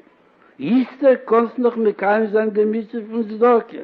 Ort kommt mir schier zu keiner, hast du nicht der Mitzvah, aber die Schule knägis kola Mitzvah. Benele Siebte mich zwar, aber der Halstag und Gräßach und Tanz, hebt sich schön an, lernen einen guten Tanz, gedreht zu tanzen, und kann mich hier zu kennen, ist das der letzte Regoin, wo du kannst mit keinem sein Mitzvah Sorge. Doch such an nur den Namen mit Lieb, warum das ist deine letzte Gelegenheit, auf ein Reichhaben, als Samisoft mit Ziehe, wo sie Schule knägis kola Mitzvah. Wie ihr geht,